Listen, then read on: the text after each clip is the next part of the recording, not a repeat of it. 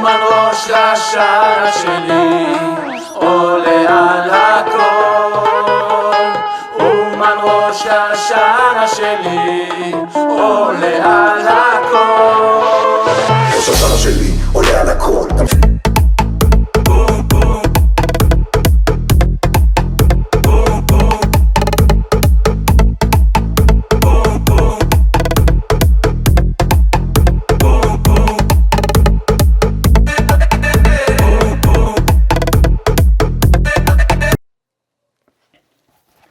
On commence les Ilchot Yom Kippourim. Halakha Aleph, c'est la page 435 dans le Likutei Halachot. Al-Pi ma shekatav Rabbeinu Zal b'ma'amar Ha'eman de'ba'el misav iteta. D'après ce que Rabbeinu a écrit dans la Torah, Ha'eman de'ba'el misav iteta, c'est-à-dire dans la Torah 29, celui qui veut se marier. שאפשר להלבין הכתב מיד מימות של החטאים על קרושך כל השישה הגידין לתיקון כליות הגידין. Rabbeinu dit là-bas qu'on ne peut blanchir les taches et la rougeur de toutes les fautes dans les 365 nerfs qu'il y a dans le corps que par tikkun klayut hagidin, c'est-à-dire réparer tout le système des veines et des nerfs en général. Dainu tikkun avrit, c'est-à-dire réparer l'alliance. Et grâce à la réparation du système sanguin, ça va donner la réparation de l'alliance. Et ça fait l'élévation de l'esprit. C'est-à-dire l'esprit, il va pouvoir s'élever. Écrit comme un aigle, il va réveiller son kino, son nid, comme l'aigle qui réveille son nid. Nishra darucha. Qu'est-ce que c'est le nesher? Le Zohar il dit Nishra darucha. L'aigle, c'est le souffle. Dainu prinas tikkun abrit, c'est-à-dire le réparer l'alliance. C'est-à-dire quand il y a réparation de l'alliance, il y a de la blancheur qui vient de l'esprit pour nettoyer la rougeur, prinat lachon shel tsemer, c'est-à-dire comme c'est écrit qu'il y avait une laine, c'est-à-dire une langue en laine, c'est-à-dire un morceau de laine qui blanchissait les fautes. Zeprinat bgadim levanim ainsham. Ça c'est le principe des habits blancs. Va voir là-bas. C'est-à-dire que là, Rabbi Nathan il fait un petit résumé sur la Torah 29. Sur les éléments qui vont nous intéresser pour analyser le jour de Yom Kippour. D'après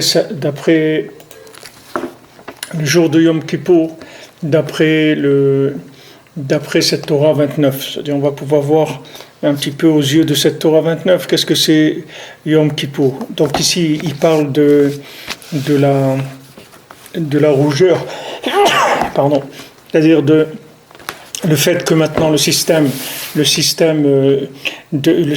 sanguin, le système des nerfs et le système des veines est rouge, c'est-à-dire que il y a une tendance à aller vers le plaisir et la consommation. Donc on a besoin de blanchir ce système-là de manière à ce que quand ce système il va être blanchi, il va être purifié, alors il va y avoir une attirance vers le bien et une élévation de l'esprit. Alors Rabbi Nathan dit Zeprinat Yom HaKippurim shenikva limechila u'slicha al-yedei tikkun habrit shena'asa bo. C'est ça le jour de Yom Kippour qui a été fixé comme un jour de pardon et de pardon et d'expiation des fautes par le fait que c'est un jour où il y a une réparation de l'alliance. Ki be'etzem hayom hazeh nimol Avraham. Parce qu'Avraham Avinu, il a été circoncis dans l'essence même du jour de Yom Kippour. Voya Rishon le Tikkun Abrit. Et lui, Avraham Avinu, c'était le premier qui a réparé l'alliance dans le monde. Qu'il est Avraham Litna Varishona Brit Mila. Parce que c'est Avraham Avinu qui a été donné en premier la Brit Mila. Ou Mahmat Shena'asa Bayom Zeh. Et comme la Brit Mila, il l'a faite le jour de Yom Kippour. Alken Nikva Yom Hazeh le Dorot le Yom Kippour Uslicha. Donc c'est pour ça que ça a été fixé ce jour-là pour les générations comme un jour de pardon et d'expiation des fautes.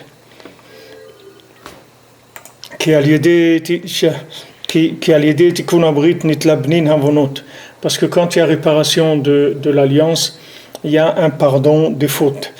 Que c'est ce qu'ils ont dit les Chachamim. L'essence même du jour, elle pardonne les fautes. Comme c'est écrit, ce jour-là, Abraham Avinu, il a été circoncis. C'est-à-dire le fait que Abraham Avinu a été circoncis, il a fait la circoncision le jour de Yom Kippour. Pour ça, dans ça, il a donné une intensité dans Yom Kippour de pouvoir réparer l'alliance. Et même il y a certains Chachamim qui disent dans la Gemara que même si quelqu'un ne fait pas Kippour, ne garde pas Kippour, alors Yom Kippour, ça lui fait pardonner ses fautes aussi. Même s'il ne garde pas Yom Kippour. Parce que le jour lui-même, il est tellement puissant qu'il ramasse tout le monde. Même les gens qui ne sont pas Shomer Yom Kippour, eux aussi, le Yom Kippour, c'est un grand pardon pour toute l'humanité. C'est pour ça qu'on a l'habitude de mettre des habits blancs le jour de Yom Kippour. Et aussi tout le service qu'il faisait le Kohen Gadol, le jour de Yom Kippour, il faisait avec des habits blancs. Parce que quand quelqu'un il a tikkun abrit, il a réparé l'alliance, avec ça il va avoir des habits blancs. וכן אחר כך בימי משה רבנו עליו השלום נצרצה הקדוש ברוך הוא ביום הזה למשה בשמחה ואמר לו סלחתי כדבריך. Et après aussi à l'époque de Moshe Rabbeinu, quand il y a eu la faute du veau d'or, Akadosh Baruch Hu, il a accepté la demande de pardon de Moshe Rabbeinu et dans la joie, c'est-à-dire besimcha, Hachem était joyeux de pardonner et il a dit Salachti kidvarecha, j'ai pardonné la faute comme tes paroles, c'est-à-dire selon comment tu as plaidé, donc je te dis voilà, je pardonne. Zeprinat slichot bgam abrit. Et qu'est-ce que c'est Salachti kidvarecha? C'est les slichot du bgam abrit, c'est-à-dire quand Akadosh Baruch Hu, il pardonne le fait que quelqu'un il a abîmé l'alliance. Parce que la faute du veau d'or, c'était du bgam abrit, c'était de se détourner d'Hachem et d'aller vers des plaisirs. Comme nos sages ils nous ont appris,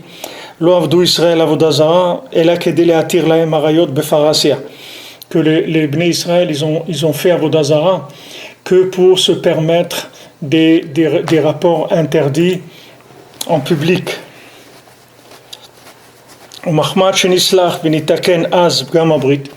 Et comme à Yom Kippour, il y a eu le pardon du Bgam Abrit, c'est-à-dire du fait qu'il y a eu un problème dans l'alliance, Alken Nikba le Mechila le Dorot. Donc maintenant, ça a été fixé comme jour de pardon pour toutes les générations. Donc ça a commencé par le fait qu'Avraham Avinu, il a fait la Brit Mila le jour de Yom Kippour.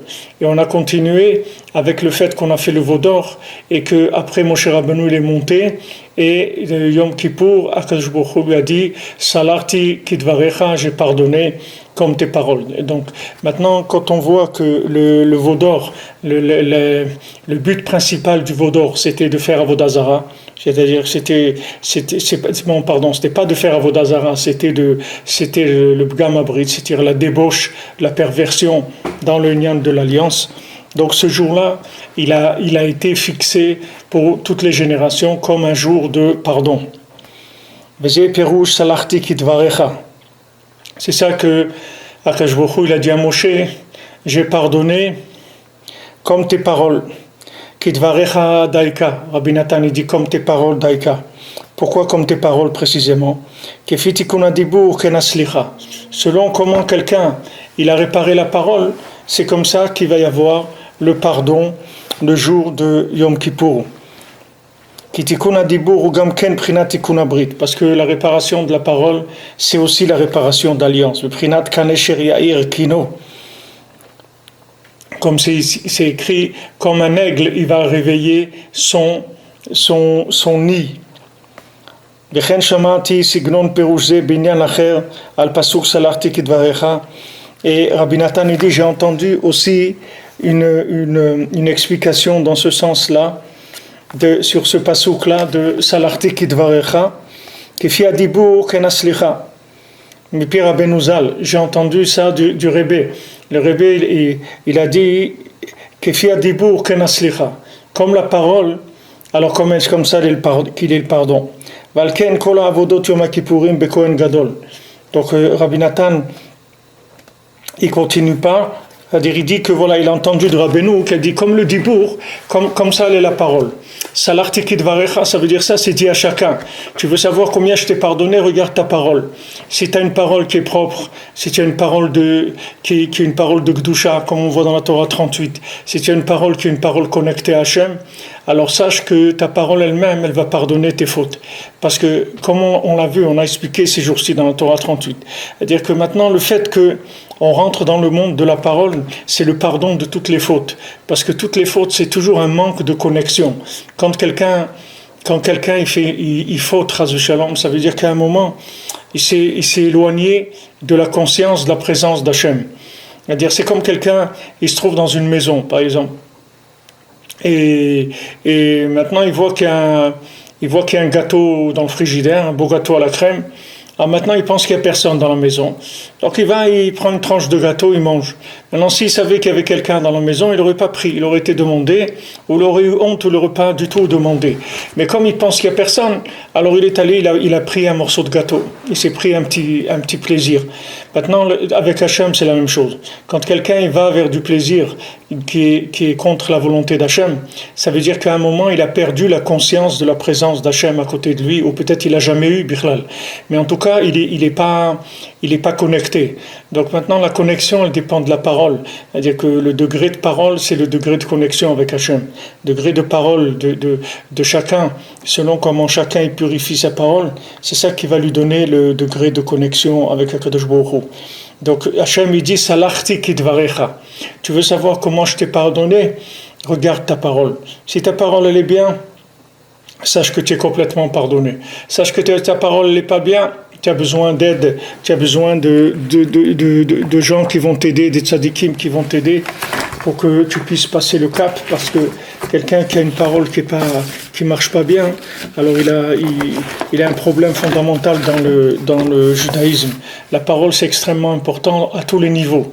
C'est-à-dire pas de parole de colère, pas de parole de dire des mots qui sont pas corrects, pas de paroles vaines. Que dans la parole, c'est l'outil de connexion avec Hachem. Il doit être toujours en surveillance.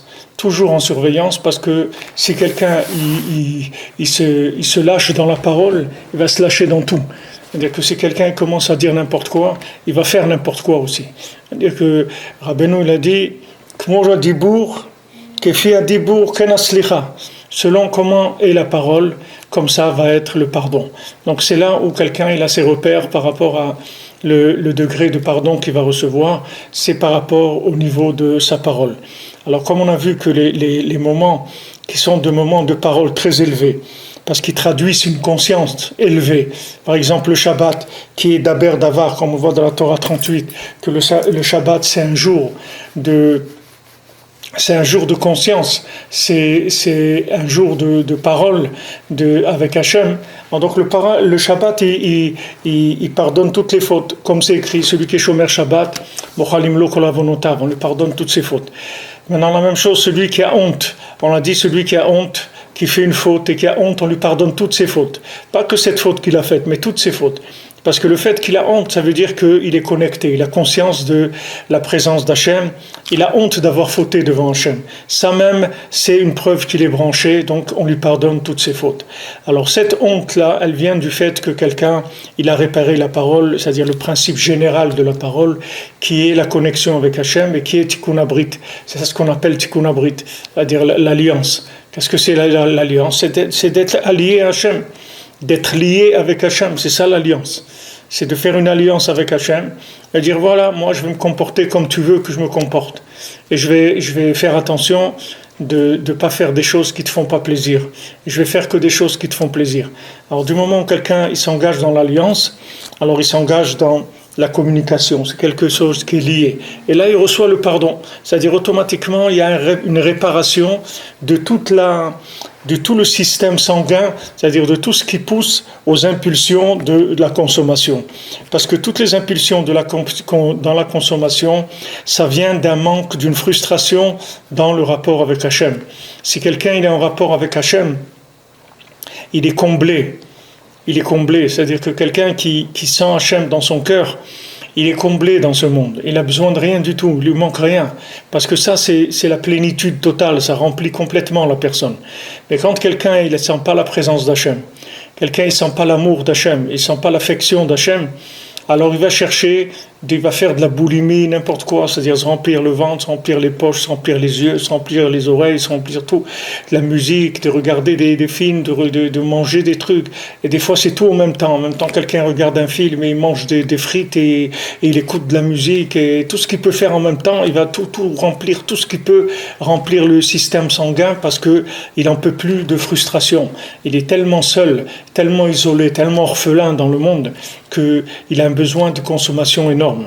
C'est-à-dire même il va aller au supermarché faire des courses et tout, mais c'est pas qu'il a besoin d'acheter, il n'a rien besoin du tout, mais il a besoin de vitalité, il a besoin d'émotionnel, il a besoin de remplir un petit peu le système sensible. Alors tout ça, ça vient de la frustration de la présence divine. Quand quelqu'un est frustré parce qu'il a abandonné Hachem, ou il se sent abandonné d'Hachem, alors ça le pousse à une consommation énorme. Il faut savoir qu'Hachem, il abandonne personne, et même quelqu'un qui a fait toutes les fautes du monde, et qui est le plus grand idiot de la terre, Hachem, il est toujours avec lui, il l'aime tout le temps. Seulement lui, il a un comportement avec Hachem, il croit que Hachem, il l'aime pas. Mais s'il commence à parler avec Hachem, il va voir que Hachem, il est là, toujours à côté de lui. Et si maintenant, il s'habitue à parler avec Hachem tous les jours, alors le dibour, kefi adibour kenaslicha, selon la parole, il va y avoir le pardon. Donc le jour du grand pardon, ça veut dire c'est le jour de la parole qui va dominer les instincts. C'est-à-dire la communication qui va dominer l'instinct de l'homme par rapport à la consommation qui est possible dans ce monde, c'est-à-dire l'interprétation de ce monde sous l'angle de la consommation. Alken kol avodot Yom Kippourim bekohen gadol. Donc maintenant toute la avoda qu'on fait à Yom Kippour, c'est-à-dire tout le service qui est fait au Beth Amikdash, il est fait grâce au Kohen Gadol, c'est-à-dire c'est le Kohen Gadol qui fait le travail de Yom Kippour au Beth Amikdash. Il n'y a personne d'autre qui peut faire le travail, il n'y a que lui. Qui a Kohanim Prinat Shmirat Abrit. Pourquoi c'est les Kohen? Parce que les Kohanim ce sont des gens qui gardent l'alliance. Comme je katouv, Yoru Mishpetecha le Yaakov, Ve Toratra le Israël, Ki Shamru Ubritecha Intzor.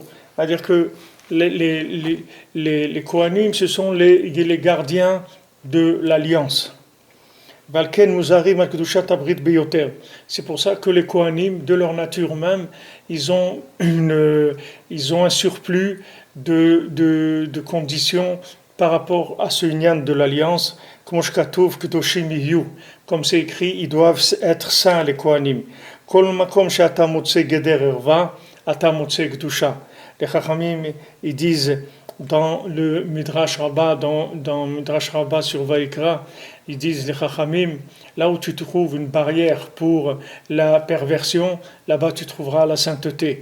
Donc quand on dit que les Kohanim, ils doivent être kadosh, ça veut dire qu'ils doivent être séparés des niveaux de perversion qu'il peut y avoir dans le peuple. Parce que les Kohanim, ils ont des interdictions dans le mariage beaucoup plus qu'Israël. C'est-à-dire un Kohen ne peut pas se marier avec une veuve, il ne peut pas se marier avec une divorcée.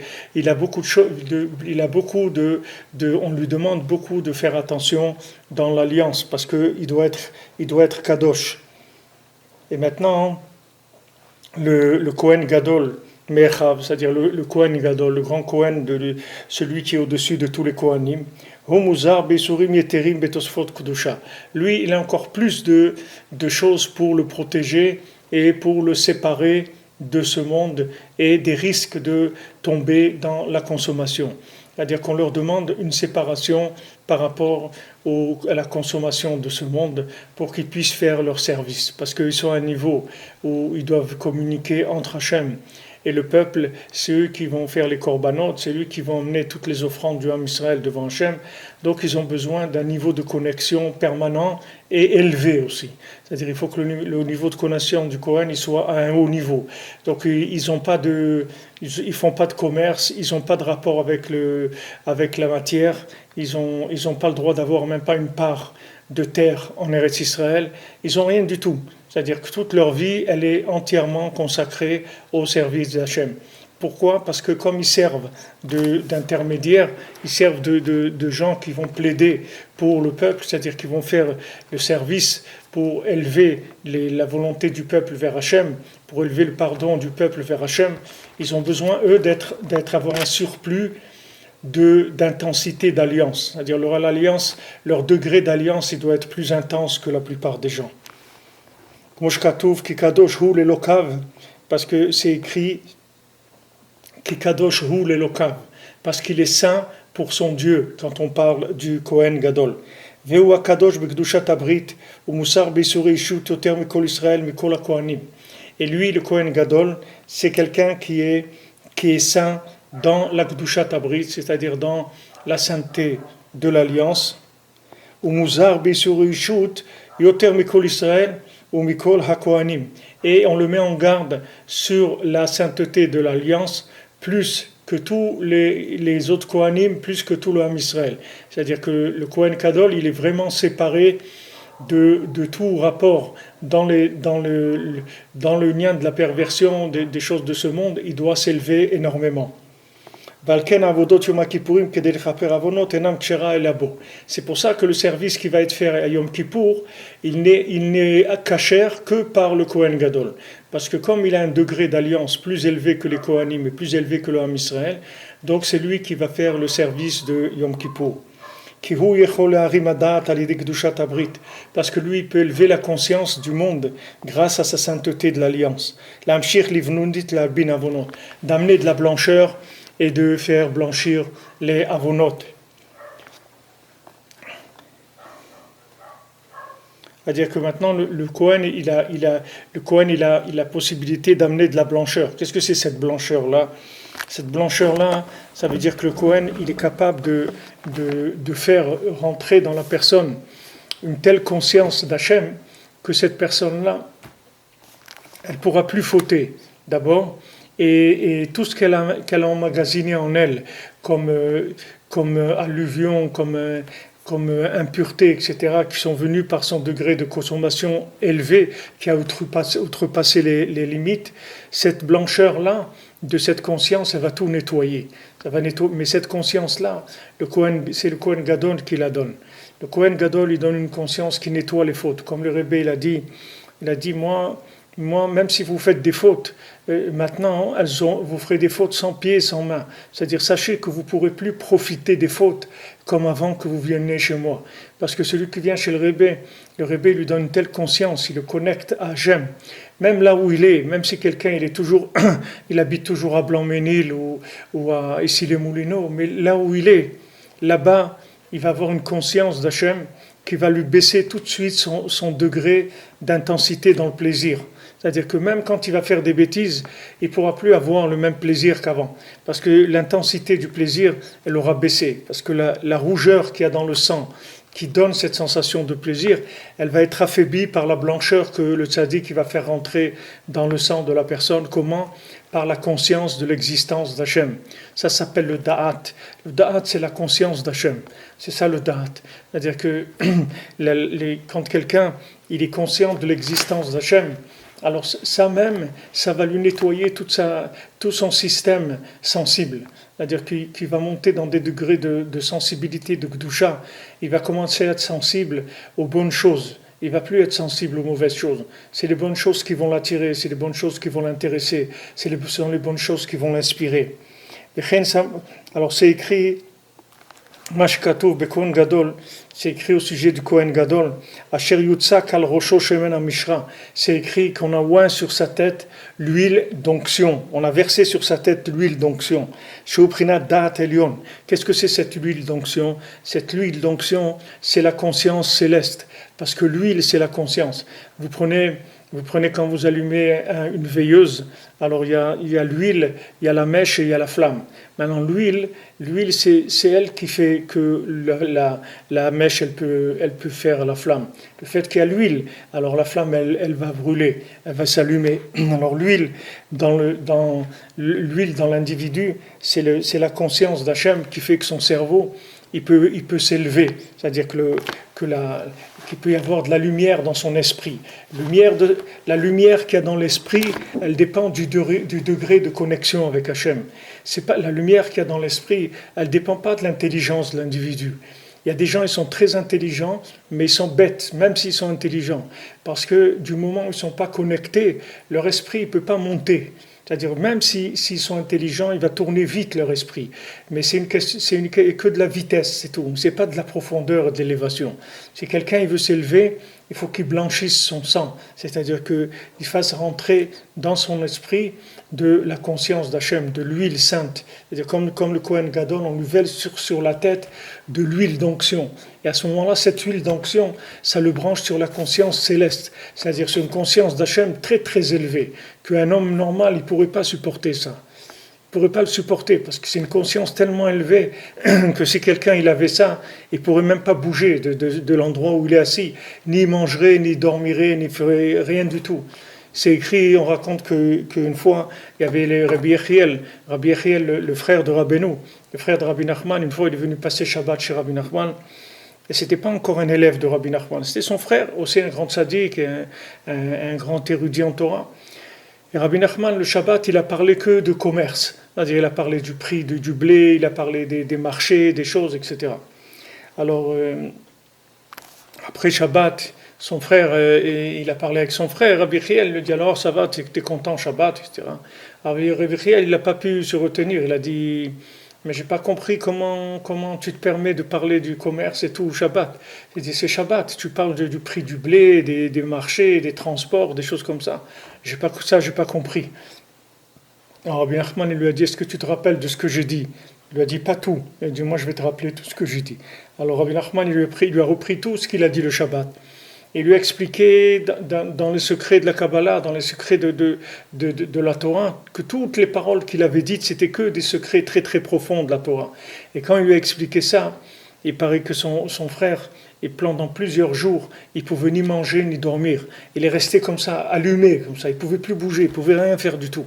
C'est-à-dire que ça lui a rentré une telle conscience d'Hachem qu'il est resté allumé, le bonhomme. Il ne pouvait plus rien faire du tout.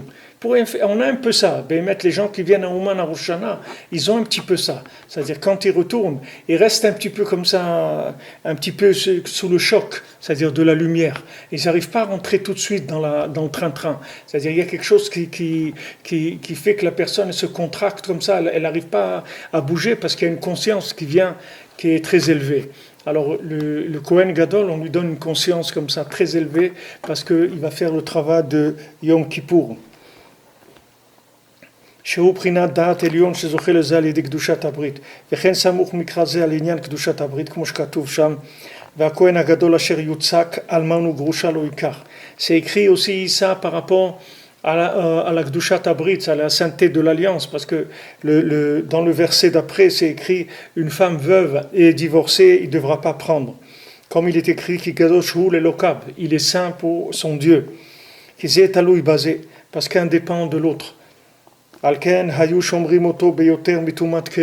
C'est pour ça qu'on le surveillait beaucoup, le Kohen Gadol, avant Yom Kippour, qu'il n'ait pas des écoulements.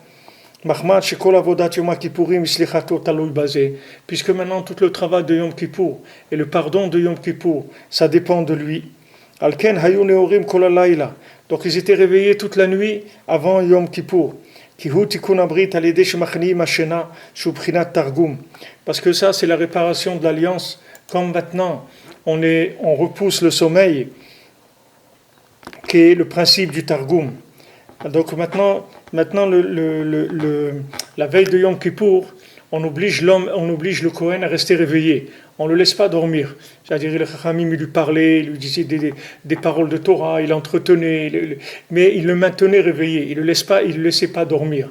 Pourquoi il ne le laissait pas dormir? Parce qu'il n'y a pas une plus grande perte de conscience que le sommeil. Quand quelqu'un il dort, il est abandonné. Qu'est-ce qu'il va faire dans son sommeil? C'est très rare les gens qui savent se ressaisir dans leur sommeil. Il y a des gens que dans leur sommeil, s'ils ont quelque chose qui ne va pas, alors ils se réveillent et ils réagissent. Mais ça, c'est des gens qui sont très connectés. La plupart des gens, quand ils rentrent dans le sommeil, c'est pour s'oublier là-bas complètement, pour oublier l'intensité de la vie, la difficulté de la vie, tous les problèmes qu'ils peuvent avoir de rapport humain, d'argent, de santé, de n'importe quoi. Alors les gens, ils rentrent dans le sommeil, c'est une façon d'oublier. Maintenant, l'oubli, c'est ça le Bgam Abrit. Qu'est-ce que ça veut dire quelqu'un il a oublié? Tu as oublié quoi? Tu as oublié qu'Hachem il existe. Mais Hachem il est là, il est avec toi tout le temps. Comment tu peux oublier qu'Hachem existe? Tu es endormi, c'est-à-dire tu es inconscient. On dit à quelqu'un, mais tu es inconscient de la vie, tu fais n'importe quoi, tu n'es pas conscient.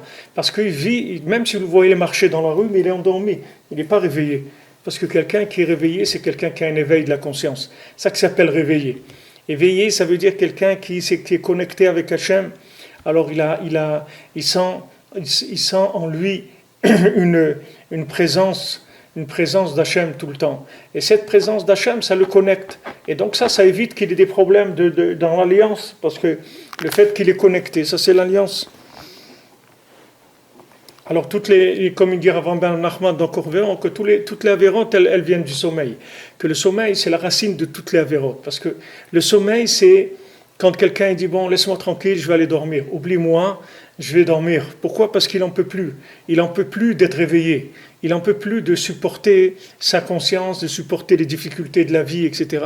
Il veut dormir, il veut s'oublier un moment. C'est pour ça qu'on est obligé de dormir aussi.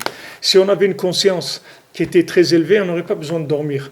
On dormirait très peu, comme Rabbi Nathan, il dormait 2 heures par nuit.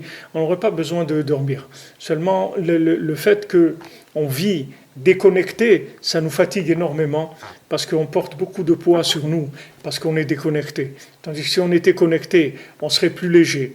Comme quelqu'un, il a son papa qui lui remplit son compte en banque, il est beaucoup plus léger quand il va faire les courses que quelqu'un qui travaille et qui sait que si à la fin du mois, il lui manque 100 € sur son compte, il n'y a personne qui va lui rajouter.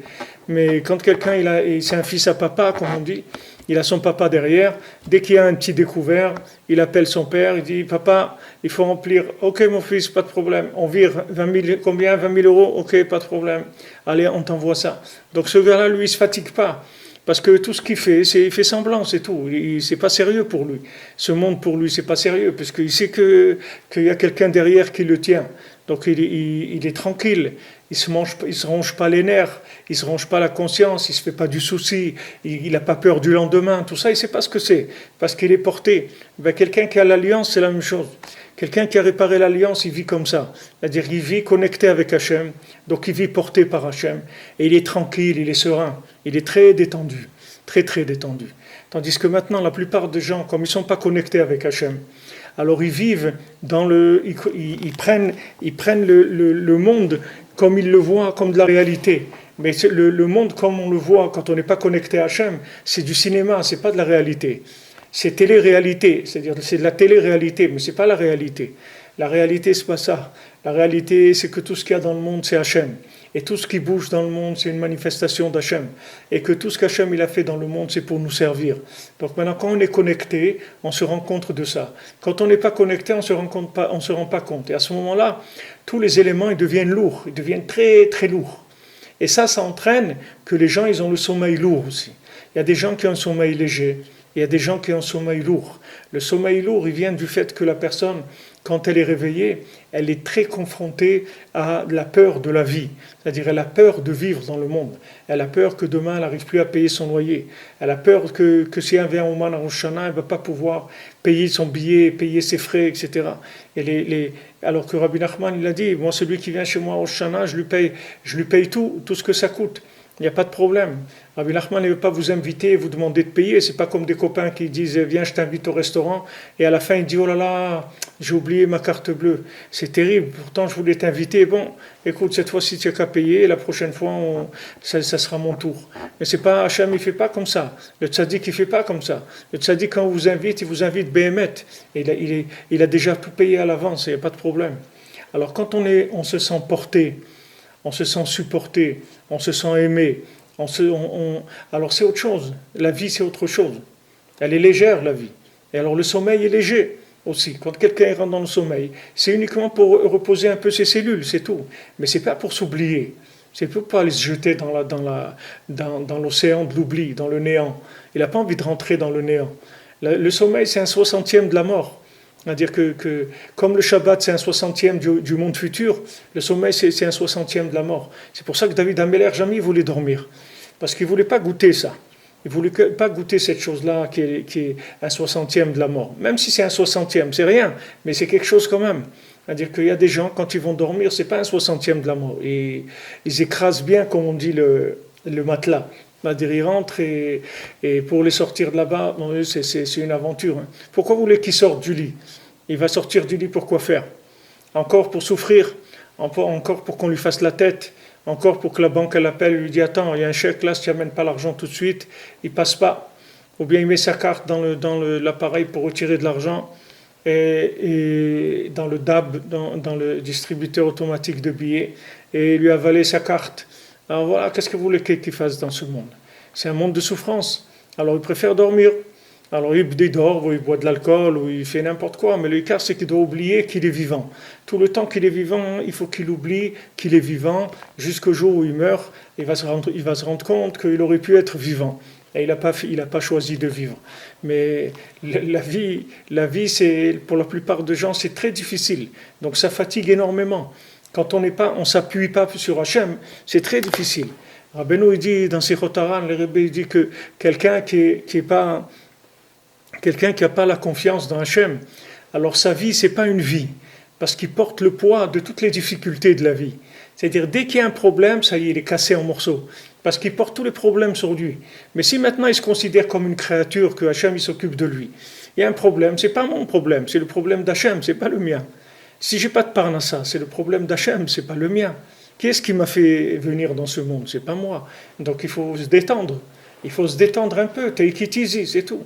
Ne le prends pas sérieux, ne le prends pas trop sérieux. Trop sérieux, tu vas te fatiguer.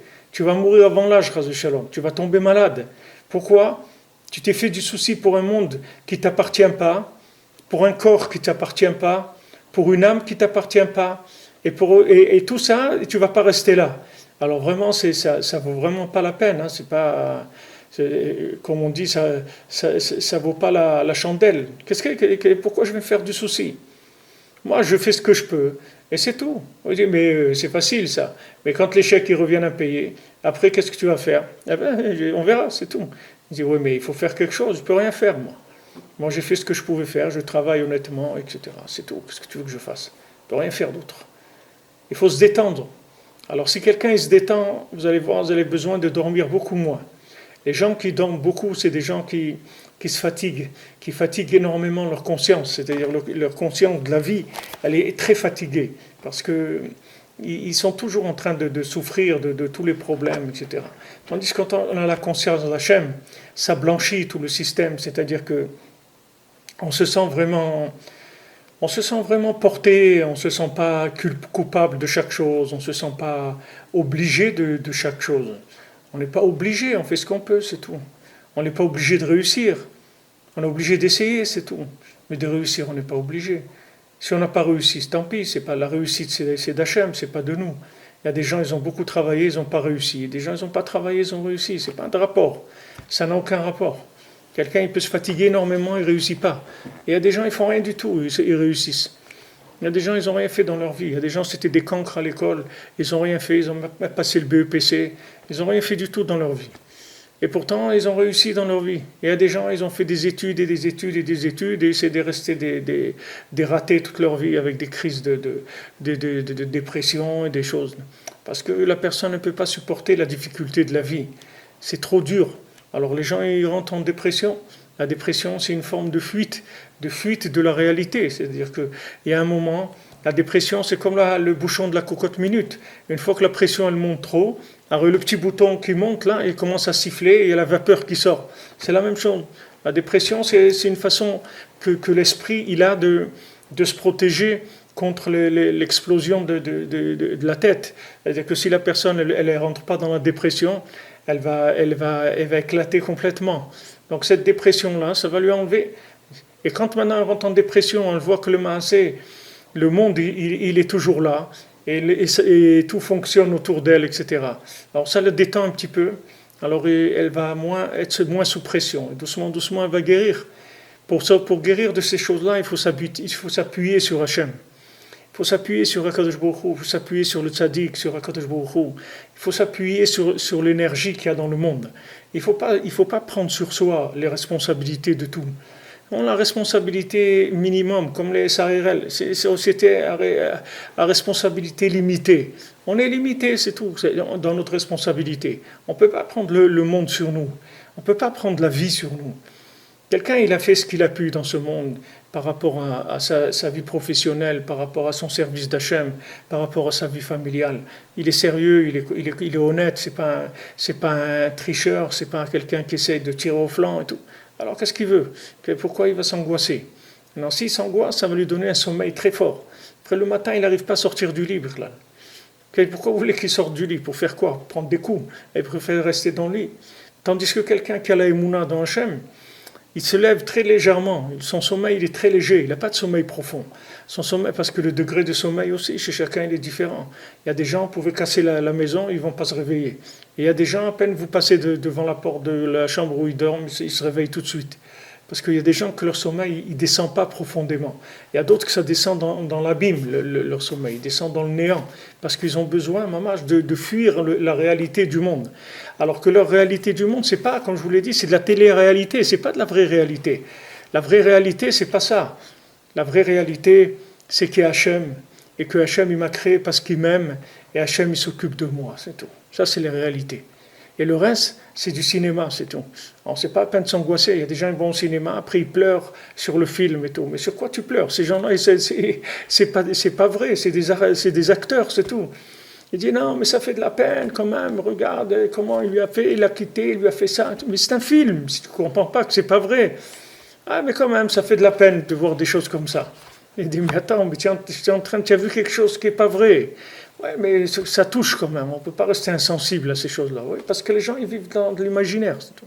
Alors que si vous voulez vivre dans la vraie réalité, pas la télé-réalité, que Hachem il vous a créé, et que Hachem il vous aime, et que Hachem il va vous donner tout ce qu'il y a de mieux pour vous dans le monde, ben ça y est, après vous détendez. C'est pas qu'il faut rien faire. Vous faites ce que vous pouvez, mais détendu.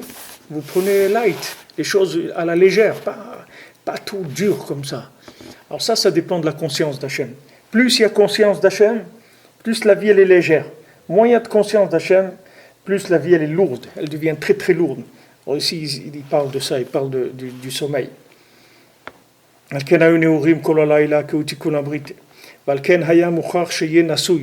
Donc il fallait absolument que le Kohen Gadol il soit marié. Parce que quelqu'un qui n'est pas marié, il est dans un principe de Bgam Abrit. וזה שנזכר אצל עבודות יום הכיפורים, מיתת בני אהרון, ואנו קוראים זו ביום כיפורים.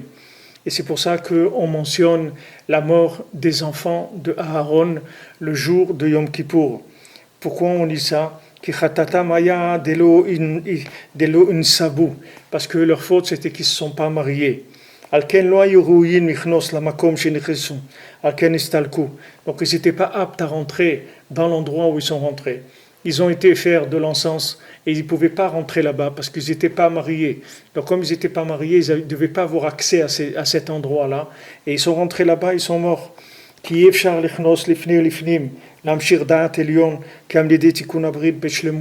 Parce que quelqu'un ne peut pas rentrer à l'intérieur de l'intérieur, dans le Kodesh Kodashim, et amener là-bas une conscience parfaite d'Hachem, si cette personne-là, elle n'a pas fait la réparation de l'alliance de façon parfaite. Et c'est ça qui est écrit, qu'ils sont rentrés, qu'ils étaient sous, ils avaient bu du vin. Ce qui est écrit que quand le vin il rentre, alors le secret il sort. Et tout c'est une seule chose. Et une dépend de l'autre et va voir là-bas. C'est-à-dire que maintenant, les enfants, Nadav et Avihu, les enfants de Aaron, quand ils sont rentrés, ça veut dire qu'ils ont voulu rentrer dans un degré de conscience alors qu'ils n'étaient pas connectés. Maintenant, le plus grand outil de connexion qui existe dans le monde, c'est la femme. C'est-à-dire quelqu'un qui s'est marié, le maasé, il a acheté un outil de connexion. Et il faut m'excuser, des fois je parle de façon comme ça un peu, c'est pas Chas v'Shalom, je méprise pas, c'est juste pour faire toucher techniquement ce que ça représente. Alors j'emploie des mots qui sont des mots, des mots qui sont simplifiés. Je rentre pas dans dans tout le côté sensible de la chose. Une femme, c'est un outil de connexion, c'est ça une femme. Une femme, ça veut dire que quelqu'un qui est marié, il a maintenant la possibilité de se connecter avec Hachem. Donc maintenant, quelqu'un qui n'est pas marié, c'est quelqu'un qui tourne en individuel, il tourne en freelance. Et il y a des jours où il est comme ça, et il y a des jours où il est comme ça, et des fois il est inspiré, et des fois il est désespéré, et des fois il n'est pas bien. Alors maintenant, les enfants de Nadav et Avihu, ils voulaient rentrer pour amener du Ketoret. Ils voulaient amener l'encens c'est très élevé, l'encens était à côté du Kodesh HaKodashim. Ils voulaient rentrer de là-bas, ils sont morts. Pourquoi ils sont morts? Parce qu'ils n'avaient pas de connexion avec la réalité. Donc ils sont rentrés dans une réalité virtuelle. Et ils sont morts dans la réalité virtuelle. Parce que quand quelqu'un il fait un travail pour attirer des énergies, si jamais il fait les choses qu'il faut pour attirer les énergies, ces énergies elles vont venir.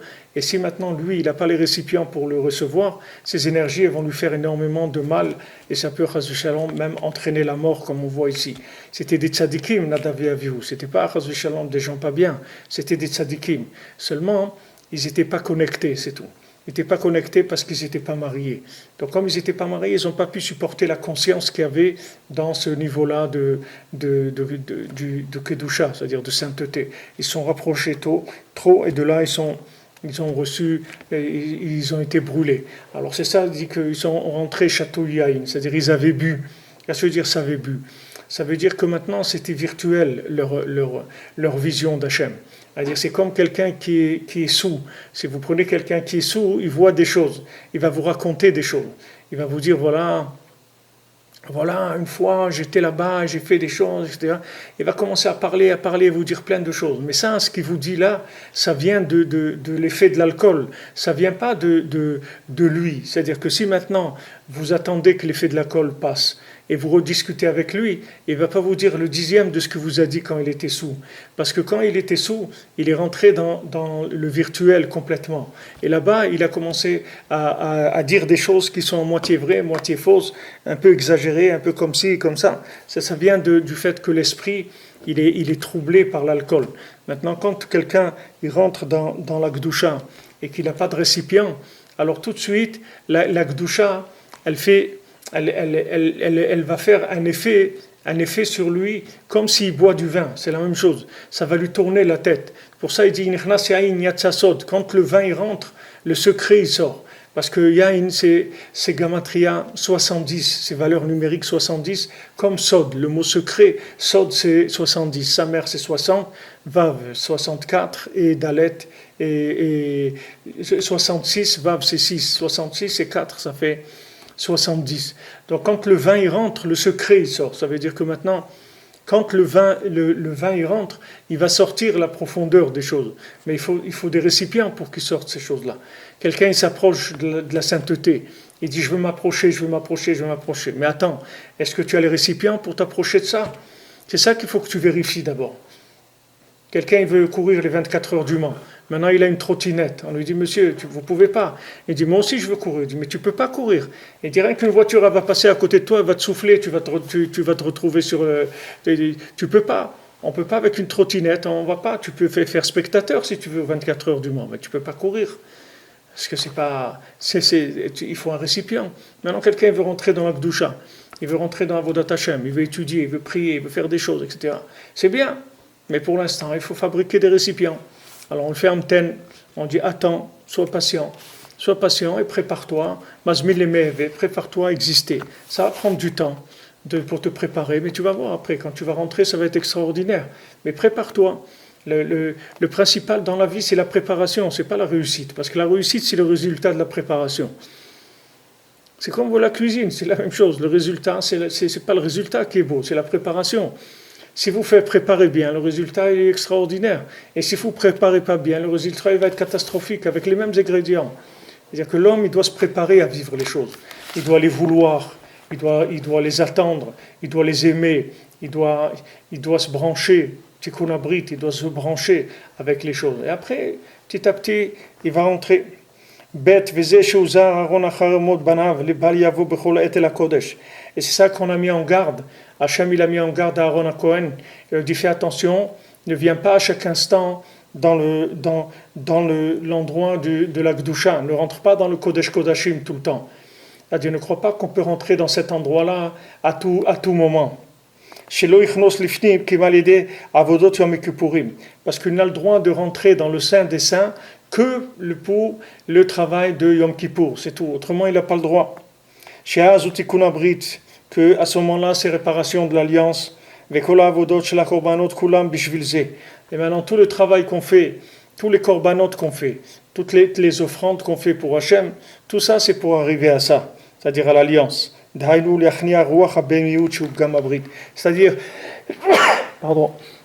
repousser le souffle animal qui s'appelle Bgam Abrit. Le souffle animal, c'est Bgam Abrit parce que tout ce qui est animal, ça veut dire c'est instinct, les instincts. Et les instincts, c'est le contraire de l'alliance. L'alliance, ça veut dire quelqu'un, il ne vit pas avec ses instincts. C'est comme si quelqu'un, vous tenez un animal avec une laisse. Alors maintenant, même si ses instincts, il le pousse à aller mordre quelqu'un ou autre, le chien, alors la laisse, elle le tient. C'est la laisse qui va régir ses possibilités de réaction. C'est pas ce qu'il a envie de faire, lui. Même s'il a envie de sauter quelque part ou autre, il ne va pas, parce qu'il y a une laisse qui le tient. L'alliance, c'est comme ça. Quand on est lié avec Hachem, automatiquement, les instincts, ils sont contrôlés. C'est pas qu'ils sont contrôlés avec de la force. C'est pas de la force. C'est une présence de conscience qui fait que les instincts ils sont tout de suite amoindris dans leur possibilité d'expression et d'action sur l'individu. C'est-à-dire que même si quelqu'un il a des instincts qui sont très forts, il a des impulsions très fortes, la conscience, c'est quelque chose qui va éteindre l'intensité des instincts. Ça va en tout cas l'amoindrir et jusqu'à l'éteindre complètement et faire que la personne soit libérée de toute trace animale. Rabbeinu dit que dans les marchés russes, dans les marchés ici en Ukraine, ils vendent des peaux. Si vous avez été dans le marché ici, vous voyez, ils vendent des peaux d'animal. C'est encore quelque chose qui est, je ne sais pas en France, j'ai jamais vu ça, mais ici, ils vendent des peaux d'animaux. Alors Rabbeinu, il dit qu'il y a un degré de peau d'animaux qui s'appelle blanc, c'est-à-dire ils disent blanc, ça veut dire que c'est une peau que quand vous prenez même l'intérieur, c'est-à-dire pas le côté de la fourrure, l'autre côté, et vous sentez, il n'y a plus d'odeur d'animal du tout. C'est-à-dire que mamash, il n'y a aucune trace que ça vient d'un animal. On ne peut pas savoir que ça vient d'un animal. Alors Rabbeinu, il a dit, moi je veux que mes hommes ils soient comme ça, qu'on puisse dire blanc. Blanc, ça veut dire blanc. C'est ce qu'on parle ici, la lavnounit, le tikkun abrit, c'est-à-dire le blanchiment, c'est-à-dire blanchissement du système sensible. Ça, c'est à ça qu'on veut arriver. Et ça se fait par l'augmentation du lien avec Hachem qui augmente la conscience. C'est-à-dire que maintenant, plus je me lie avec Hachem, plus je parle avec Hachem, plus je fais du travail dans le domaine du lien avec Hachem. Quand, par exemple, je viens chez le Tzaddik à Rosh Hashanah, c'est pour le lien avec Hachem. Quand maintenant j'étudie le Shulchan Aruch, c'est pour être lié avec Hachem parce que je vais dans ses chemins, dans ses lois. Je respecte ses lois, donc je me lie avec lui. Maintenant, quand je parle avec lui, je me lie avec lui. Tout ça, c'est des tikkun abrit. Quand je fais tikkun aklali, je me lie avec lui. C'est-à-dire, je répare la connexion avec lui. Cette connexion, elle va me donner une augmentation de la conscience. Cette augmentation de la conscience, automatiquement, elle va blanchir les instincts. C'est comme ça qu'on progresse. On progresse avec l'augmentation de la conscience. C'est pas la peine d'essayer de lutter contre les instincts parce que vous pouvez pas arriver. Vous pouvez pas arriver, même si vous prenez un chat ou un chien, vous lui faites la morale, vous lui dites, tu sais, maintenant on va sortir, alors tu te tiens bien, hein, tu n'essaies pas de mordre des gens, et tu fais pas de bêtises. Alors le chien, il va vous dire, d'accord, pas de problème. Maintenant, quand vous sortez, dès qu'il voit quelque chose, et il ne peut pas, parce que son impulsion elle est plus grande que ce que vous lui avez dit. Ce que lui avez dit, ça a pris une place chez lui, parce qu'il n'avait pas d'épreuve à ce moment-là. Il était à la maison, il n'avait pas d'épreuve. Donc quand vous lui avez fait un sermon, il n'y a pas de problème. Il vous écoute et tout, il n'y a aucun problème. Maintenant, quand il se trouve dans l'épreuve, il ne peut pas résister. Parce que son degré impulsif, il est plus fort que sa conscience. Alors maintenant, il faut augmenter la conscience. La conscience, l'outil qui augmente la conscience, c'est le Tikkun Abrit. Tikkun Abrit, ça amène le Da'at, ça veut dire que l'alliance avec Hachem, ça développe la conscience. Et cette conscience-là, elle va agir sur nous et elle va nous permettre que nos instincts, ils vont baisser. Qu'un jour, on va pouvoir dire non. Que notre instinct, il va dire, va manger l'hamburger, va manger ça, et se dire, non, je ne veux pas manger d'hamburger. Mais va au cinéma, non, je ne veux pas aller au cinéma. Comment tu oses dire non? Oui, je ose dire non. Non, je te dis non, mais je te dis encore plus que ça, c'est qu'on ne va plus jamais aller au cinéma. Elle dit, si tu dis ça, on va se fâcher tous les deux. Je dis, ouais, il faut se fâcher tout de suite parce que moi, je ne te suis plus. Ça vient de l'augmentation de la conscience.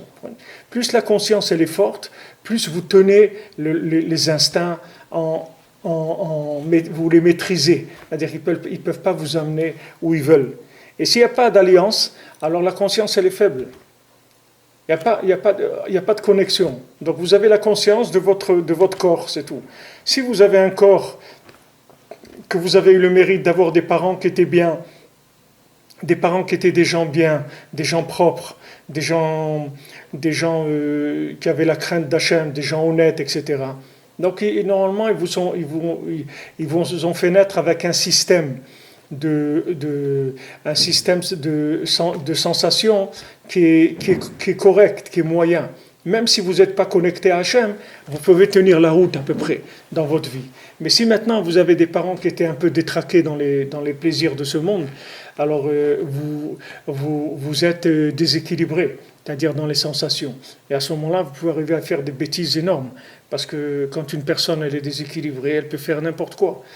Il y a que regarder tout ce qui se passe dans le monde, la haine, où quelqu'un vient et tue des gens parce qu'il les aime pas, ou il y a une histoire de famille, ou il y a n'importe quoi, les gens ils s'entretuent, ils font des bêtises terribles, parce qu'ils ne peuvent pas dominer leurs impulsions. Ils ont des impulsions très fortes, qui viennent du fait qu'ils sont nés dans des conditions qui étaient exécrables, et ça leur donnait des impulsions de niveau très très bas, et ils n'arrivent pas à les maîtriser, parce que nous, bon, à un moment on sait que ça existe, on essaye de faire ce qu'il faut pour arranger, ce qu'on peut en tout cas, au moins on sait dans quelle direction il faut marcher, mais la plupart des gens sur Terre, ils ne savent même pas ce qu'il faut faire. Ils croient qu'ils sont nés comme ça, ils sont condamnés à être comme ça. Ils croient qu'ils sont condamnés, et ces gens-là, ils peuvent faire des bêtises, aller en prison et faire des choses terribles. Des fois se surprendre eux-mêmes à faire des choses qui se disent, mais attends, mais jamais j'aurais imaginé que je pouvais faire des bêtises pareilles, des horreurs pareilles. C'est-à-dire que les personnes, elles ont des instincts terribles. Et elles vont en prison, n'importe quoi, et ça aide en rien qu'ils vont en prison. Ça va les aider en rien. Parce que la prison, c'est pas un endroit où on va réparer ça. Si maintenant les prisons, elles avaient les méthodes de réparation de la conscience, il n'y aurait pas de problème. Les gens, ils passeraient 2-3 ans en prison, ils sortent, c'est un autre individu, c'est fini. Après, il a honte de ce qu'il a fait, et il retrouve une vie normale, il aspire juste à se mettre dans un petit coin et de rester tranquille, qu'on l'oublie, c'est tout ce qu'il veut. Mais maintenant, la plupart des gens, quand ils rentrent en prison, ils sortent encore plus pire que ce qu'ils sont rentrés. La plupart du temps, ils sortent pire de ce qu'ils sont rentrés. Quand il y a des bêtises dans le monde, on cherche d'abord dans les casiers judiciaires. Parce qu'en général, c'est des gens qui tournent dans le milieu. C'est-à-dire qu'ils sont dans un milieu, ils n'arrivent pas à sortir de ça. Alors, pour sortir de ces endroits-là, de ces domaines-là d'impulsion forte, il faut attirer de la conscience. On attire la conscience par la connexion avec Hachem. Connexion avec Hachem, elle se fait par la parole, elle se fait par le fait qu'on a la émouna dans les tzadikim, on applique les paroles des tzadikim, on fait le Shulchan Aruch, on fait les lois d'Hachem. Ça nous connecte. Ça crée une connexion. Et cette connexion, elle va alimenter, elle va nous permettre de tirer de la conscience. C'est-à-dire que, comme Rabbeinu dit, quand on se lève le matin, la première chose qu'il faut penser, c'est qu'il faut penser qu'il y a un autre monde, qu'il n'y a pas que ce monde. Maintenant, on est dans ce monde-là, mais il y a un autre monde. Et dès qu'on se lève le matin, il faut penser qu'il y a un Olam Haba, qu'il y a un autre monde. Et quand la première pensée qu'on a, c'est pour l'autre monde, ça veut dire que la première pensée qu'on a mise dans notre esprit en nous réveillant, c'est qu'il y a un autre monde. Donc ça va déjà, tout ce qui va venir dans la journée, ça va s'annuler par rapport à ça. Il y a une halakha comme ça, c'est que si par exemple, il y a une marmite de viande, et si dans cette marmite de viande, il tombe du lait dedans, alors disons qu'il y a 60 litres de viande, et il y a 2 litres de lait qui tombent dans ces 60 litres de viande. Normalement, c'est un 60e Un soixantième, c'est annulé. Mais plus qu'un soixantième, c'est pas annulé. Donc après, tout ça, ça devient interdit s'il y a 2 litres de lait qui tombent. Maintenant, ce qu'il faut voir, c'est comment ces 2 litres de lait sont tombés. Supposez maintenant qu'il y a une marmite de viande.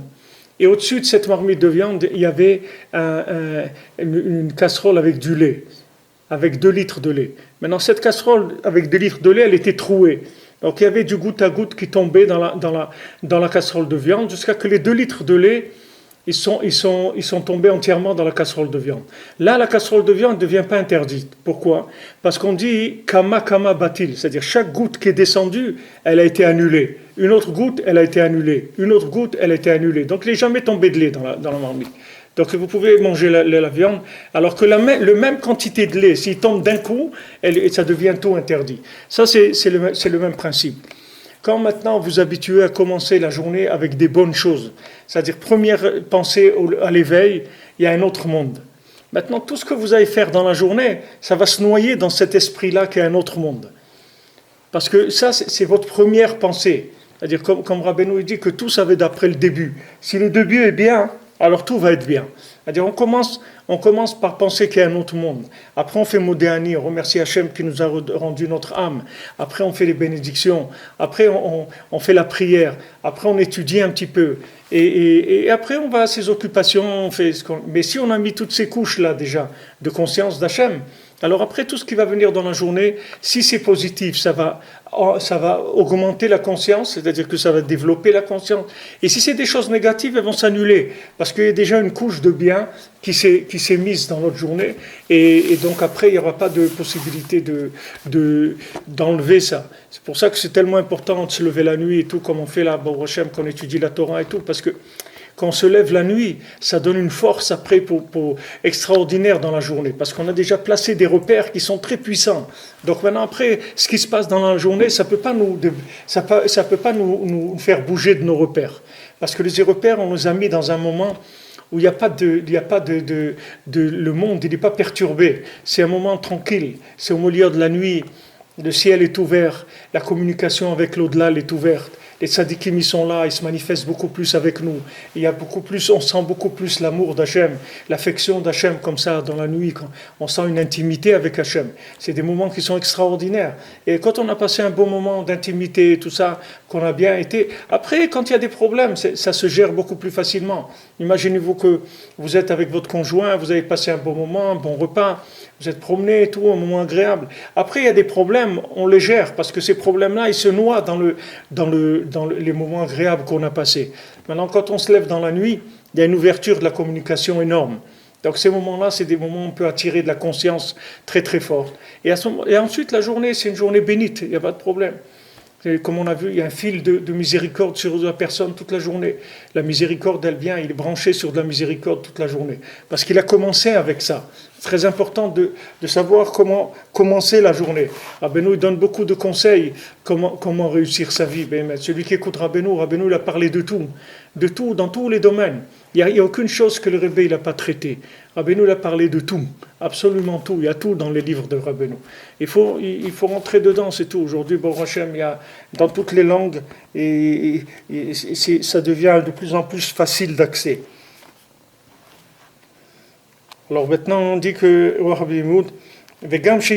donc on dit que le Kohen Gadol, il faut qu'il soit marié. Comme c'est écrit là-bas, il faut qu'il fasse expier les fautes pour lui et pour sa maison, c'est-à-dire sa femme. À ce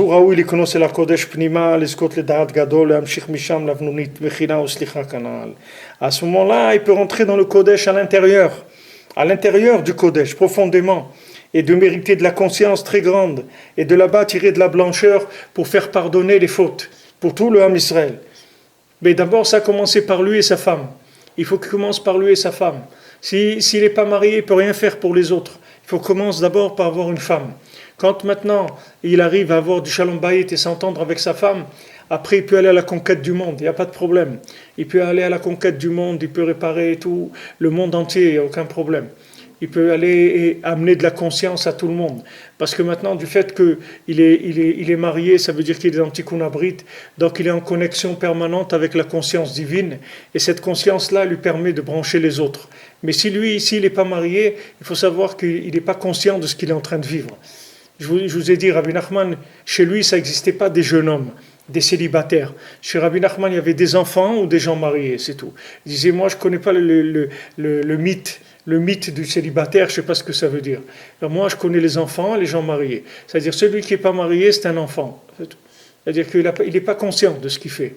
Il n'est pas conscient qu'il est vivant. Maintenant, vous allez dire, mais regarde, mais c'est un homme très sérieux. Regarde, il est diplômé de la Sorbonne et il est directeur du centre de voile de la Gironde et il fait partie des anciens pompiers, il est des trucs.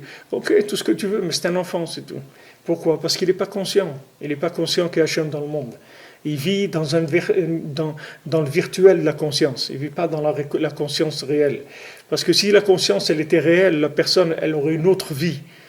Le fait que maintenant sa vie, elle est comme elle est, c'est parce qu'il a une conscience qui est virtuelle. Donc celui qui est marié doit remercier Hachem, et celui qui n'est pas marié doit se dépêcher de se marier, de se mettre en règle. Il faut qu'il arrange, qu'il mette ses papiers en règle. Pas qu'il reste comme ça. Parce que c'est le début de la vie, le mariage. Même si c'est difficile. Mais c'est le début de la vie. C'est le début de la conscience, de ressentir les choses, de commencer à ressentir la vie, de ressentir qu'on est sur terre, qu'on est en train de faire quelque chose. Bezot yavo Aaron, Kanan. C'est ça qui est écrit, Bezot, avec celle-là, il va venir à Aaron. Qu'est-ce que c'est des Zot ? Celle-là, c'est Tikkun Abrit, c'est-à-dire la femme, c'est-à-dire réparation de l'alliance. Sheoprina Zot beriti asher tishmeu. Comme c'est écrit, voilà l'alliance que vous allez garder. Kamova. Comme c'est écrit, Alken Anukorim Beyom Kippurim, Kol Parashat Arayot. Donc on lit le jour de Yom Kippour, toute la paracha des Arayot, c'est-à-dire on lit toute la paracha des rapports interdits, des gens avec qui on n'a pas le droit de se marier. On n'a pas le droit de se marier avec sa sœur, on n'a pas le droit de sa mère, avec sa belle-mère, avec sa belle-sœur. Tout ce qui est écrit là-bas, que ça nous parle. Pourquoi on nous parle de ça, Yom Kippour ? Il n'y a pas autre chose qui peut nous parler, Yom Kippour. Il ne peut pas nous parler d'autre chose que ça. Qu'est-ce qu'il est en train de nous parler, Yom Kippour, de tout ce qui est la mort de Aaron, des enfants d'Aaron, et les trucs après que c'est interdit de se marier avec sa sœur, c'est interdit de se marier avec sa belle-mère, pourquoi on nous parle de ça, Yom Kippour ? Parce que tout le Yom Kippour, il est basé sur ça. Tout le Yom Kippour, c'est la réparation de l'alliance. C'est ça, Yom Kippour. Parce que la réparation de l'alliance, ça veut dire le pardon. Chaque fois que vous réparez l'alliance, vous rentrez dans le pardon. Chaque fois que vous faites Tikkun HaKlali, vous rentrez dans le pardon. Chaque fois que vous allez au mikvé, vous rentrez dans le pardon. Quand vous êtes marié, vous rentrez dans le pardon. Le fait que vous êtes marié, ça vous fait rentrer dans le pardon. Uniquement d'être marié. Parce que dès que vous vous connectez, vous rentrez dans le pardon. C'est technique, vous voyez bien ce qu'on est en train d'expliquer. C'est pas quelque chose c'est pas des choses planantes, c'est de la technique, c'est tout. Ce sont des choses très très techniques. C'est-à-dire quelqu'un, il est prisonnier de ses impulsions. Il ne pourra pas en sortir s'il ne répare pas l'alliance. Parce que l'alliance, c'est ça qui va lui donner la conscience pour sortir des impulsions. Et comment réparer l'alliance ? Voilà, comme je l'ai dit, Ouman Rosh Hashanah, Tikkun HaKlali, Itbodedut, Shulchan Aruch, Mikveh, tout ce qu'on peut faire qui est des choses qui connectent. Toutes les choses qui sont des connexions. Le Shabbat, c'est de la connexion. Tout ce qui connecte, ce sont des choses qui vont nous aider à dominer les impulsions. Al-Ken anu korim b'yom kippurim kol parashat harayot ki az uprinat Tikkun Abrit. Val-Koyen b'yom kippurim orid Moshe HaTorah l'Israël. Donc le jour de Yom Kippour, c'est le jour où Moshe Rabbeinu, il a fait descendre la Torah dans le Ham Israël. Kiikar Kabbalat Torah l'idée Tikkun Abrit. Donc on a vu trois choses de Yom Kippour. On a vu que Yom Kippour, c'était le jour où il y a eu la Brit Mila d'Avraham Avinu. On a vu que Yom Kippour, qu'est-ce qu'on a dit avant Yom Kippour, c'est Hachem, il a dit à Moshe Rabbeinu, Salarti Kidvarecha, je t'ai pardonné la faute du veau d'or. Et on voit que Yom Kippour, c'est le jour où Moshe Rabbeinu l'a fait descendre la Torah. Pourquoi ? Parce que la Torah, elle dépend de la réparation de l'alliance. Alken korim b'yom kippurim shisha olim la Torah. C'est pour ça que le jour de Kippour, on fait monter 6. Et c'est pas comme les autres. Et la semaine, on fait monter 3. Le Shabbat, on fait monter 7. Le Rosh Chodesh, on fait monter 4. Mais Yom Kippour, il y a 6 personnes qui montent. Pourquoi 6? Qui va vous prinat tikkun abrit? Parce que 6, c'est Yesod, c'est tikkun abrit, c'est la sphira de Yesod, comme ce soir. Le jeudi soir, c'est vendredi. Vendredi, c'est Vav, c'est le 6e jour, et c'est la connexion. Vav, ça veut dire crochet, connexion. C'est-à-dire que le vendredi, c'est la connexion. Pour pouvoir entrer dans Shabbat. C'est-à-dire qu'on est obligé de passer par la connexion. Donc celui qui n'a pas de connexion, vous comprenez bien que quelqu'un ne va pas passer du jeudi matin à Shabbat directement. Il ne peut pas. Il a besoin d'un jour de connexion. Ce jour de connexion, c'est le 6e jour. Il est fait pour connecter. Tous les préparatifs qu'on fait, les achats qu'on fait, tout qu'on prépare à manger, qu'on achète à manger, qu'on met des vêtements, des beaux vêtements, qu'on arrange la maison, qu'on prend une douche, toutes les choses qu'on fait pour se préparer pour le Shabbat, c'est tout de la connexion. C'est-à-dire, qu'est-ce que c'est la préparation? C'est de la connexion. C'est ça l'attente. Ça veut dire j'attends Shabbat. C'est pas que je suis assis, j'attends le Shabbat. Donc, qu'est-ce que c'est attendre le Shabbat? On voit, Anaël, elle dit dans son livre, elle dit que toute la maison d'un juif, elle est toute la semaine, elle est en train d'attendre le Shabbat comme si on attend la fiancée qui va arriver. C'est Kala, la Kala, le Shabbat, que l'Ikrat Kala, elle va venir, on attend la fiancée qui va venir, qui s'appelle Shabbat. Et toute la semaine, on est en train de courir pour essayer de bien la recevoir. C'est ça l'attente. C'est ça qui s'appelle l'attente. L'attente, ça ne veut pas dire que je suis assis, je fais rien. L'attente, ça veut dire que je veux et que j'arrange tout, je me prépare, truc et tout, mais je ne suis pas rentré encore. Je ne vais pas rentrer. Il va y avoir un moment où je vais rentrer. Pour l'instant, je suis dans la préparation. Mais après, Bezat Hashem, je vais rentrer. Pour l'instant, je me prépare. Alors, ce qu'il dit ici, qui va vous prinat tikkun abrit, le Vav, le 6, c'est le principe de l'alliance. C'est pour ça qu'on n'a pas à avoir des rapports avec sa femme le jour de Yom Kippour. Parce que maintenant, Yom Kippour, on doit se séparer de ce jour-là des rapports avec sa femme, parce qu'on doit recevoir la Torah.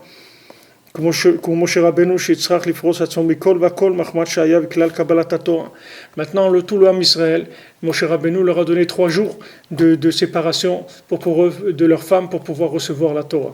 3 jours, ils devaient être séparés de leurs femmes avant Matan Torah. Et maintenant, lui, Moshe Rabbeinu, que lui, c'est la Torah elle-même, lui, devait être complètement séparé de la femme. Lui, il ne pouvait plus avoir de rapport avec sa femme. C'est terminé pour toute sa vie, c'était terminé. Parce que lui, c'est la Torah elle-même. Donc, il ne pouvait plus avoir il devait être complètement kadosh dans cette chose-là, c'est-à-dire mamash complètement séparé. Donc maintenant ça amène la kapara, c'est-à-dire le pardon, l'expiation par la sainteté de l'alliance. C'est pour ça qu'on va jeûner Yom Kippour, pour pouvoir repousser le côté animal, les instincts qui sont les problèmes d'alliance. Parce que quand quelqu'un est jeune, ça repousse le côté animal, les instincts animaux. Comme on a vu dans la Torah, pas la Medvav, c'est la Medzaïn. Oui. Dans la Torah, la Medzaïn, c'est la Torah qu'on vient de faire avant la 38, c'est la Torah 37, qu'on a parlé du Ta'anit. C'est la Torah qui s'appelle Dirshu Hashem, chercher Hashem. Ve'azochim le prinat Adam. Et à ce moment-là, on les aurait de Adam. Shkatu vaikach et Adam. Comme c'est écrit que l'homme, il l'a pris. C'est-à-dire Hashem, il a pris l'homme. Man natile, d'où il l'a pris, mais arba yesodin dilet, des quatre yesodot, des 4 éléments, d'afrishler metaavot dileon. C'est-à-dire il a séparé le côté impulsif qu'il y a dans les 4 éléments, c'est-à-dire dans l'eau, le feu, la terre et l'air. Dans ces éléments-là, il y a une emprise de côté négatif. C'est-à-dire, il y a le côté positif et il y a le côté négatif. Maintenant, l'homme, Hachem, il l'a séparé du côté négatif qu'il y a dans ces 4 éléments qui donnent les impulsions. C'est pour ça que le jour de Yom Kippour, on se sépare de tous les plaisirs de ce monde, pour pouvoir repousser le côté animal qui est le problème d'alliance. Que ça inclut toutes les ta'avot, c'est-à-dire tous les désirs de ce monde. Les prinat Adam, pour qu'on puisse avoir le mérite de rentrer dans le principe de l'homme, c'est-à-dire du parlant, de celui qui a un rapport avec Hachem. Sheuprinat da'at. Donc maintenant, qu'est-ce que c'est Adam? Adam, c'est da'at, c'est-à-dire qu'il est conscient de la présence d'Hachem. Kishem Adam non ikra ela habar da'at. Parce que, comme on voit, parce que qu'est-ce qu'on appelle un homme? C'est que quelqu'un qui est conscient de l'existence d'Hachem. Si quelqu'un n'est pas conscient de l'existence d'Hachem, on ne peut pas l'appeler un homme. C'est un animal, c'est pas un homme. Parce que qu'est-ce qu'il a d'homme? Qu'est-ce qu'il a de plus qu'un animal? Il travaille, un animal aussi travaille. Il mange, un animal aussi il mange. Et il regarde la télé, un animal aussi, une vache, elle regarde passer les trains. Qu'est-ce qu'il fait? Qu'est-ce qu'il a de plus? Il se bagarre, les vaches aussi, elles se bagarrent. Qu'est-ce qu'il fait? Qu'est-ce qu'il a de spécial? Si maintenant il a la conscience d'Hachem, alors là il a quelque chose de plus que l'animal. Mais s'il n'a pas la conscience d'Hachem, c'est un animal. Même s'il est intelligent et il travaille chez Apple ou n'importe où, c'est un animal. C'est pas parce que ça n'a rien à voir. C'est-à-dire que la personne, elle vit dans des instincts, c'est tout. Elle ne vit pas du tout dans une connexion. Homme, ça veut dire connecté. Adam, ça veut dire connecté. Adam, c'est quelqu'un qui est connecté avec Hachem. C'est Aleph Dam. Dam, c'est le sang. Aleph, ça veut dire que la personne, elle a rentré la conscience d'Hachem dans le Dam, dans le sang. Ça, c'est Adam. C'est-à-dire qu'il a la conscience divine dans son sang. Ça s'appelle un être humain. Parce que qu'est-ce que l'homme il a de plus que l'animal? C'est la conscience. Prinat Tikkun Abrit, qui est l'alliance chez Zochin Alidea Ta'anit, qu'on mérite ça grâce au jeûne, puisque le jeûne ça fait descendre l'intensité de l'impulsion, des impulsions du corps, et automatiquement ça amène vers plus de conscience. Et ça va faire que les fautes elles vont être pardonnées. Comme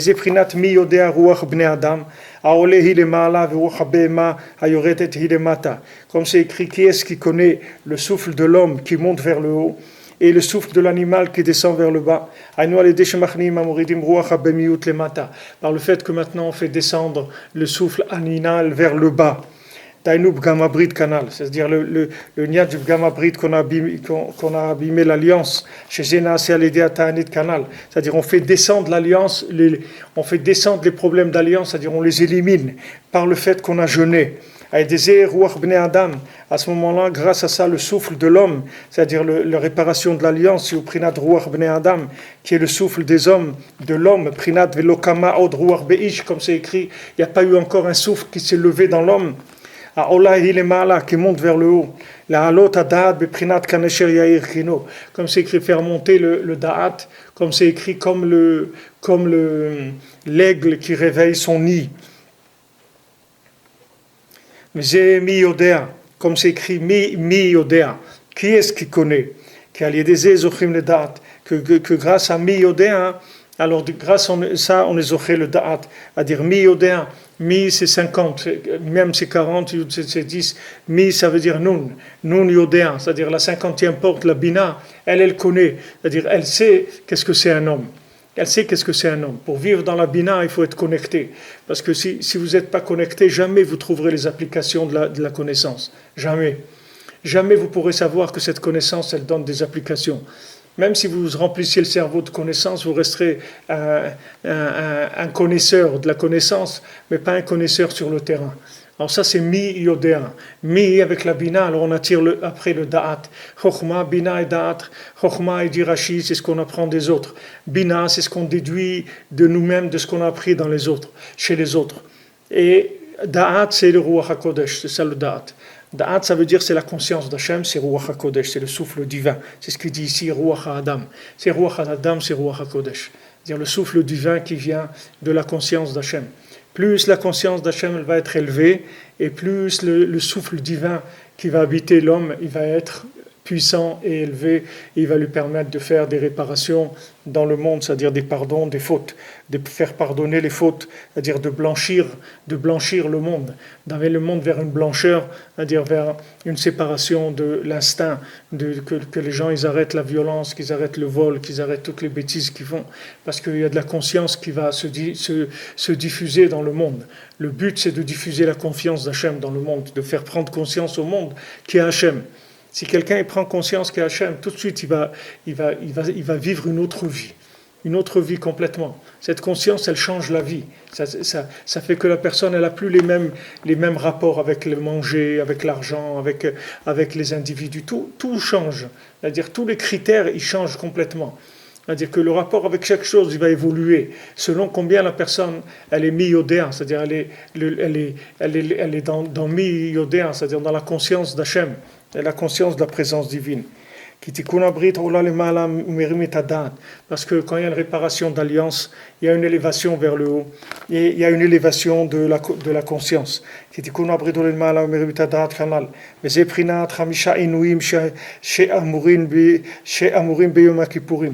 pour ça que le jour de Yom Kippour, on fait 5 inouïm, c'est-à-dire on fait 5 mortifications, si vous voulez. Je crois qu'on traduit comme ça en français. Inouïm, c'est des mortifications, c'est-à-dire c'est des choses qu'on prend sur nous-mêmes. Pourquoi pour ça ces 5 choses-là? Pour zocher du da'at d'Hachem, c'est-à-dire al-yedei hachnat kol ha'ta'avot, les he hada'at, c'est-à-dire les skot la he hada'at, c'est-à-dire que maintenant 5 c'est la lettre he. He, ça veut dire la conscience. Quand on dit de faire tchouva, ça veut dire tashuv he, c'est-à-dire retourne vers le he. Qu'est-ce que c'est retourner vers le he? Retourne vers la conscience d'Hachem. Retourne vers le da'at, vers la conscience d'Hachem. C'est ça la tchouva.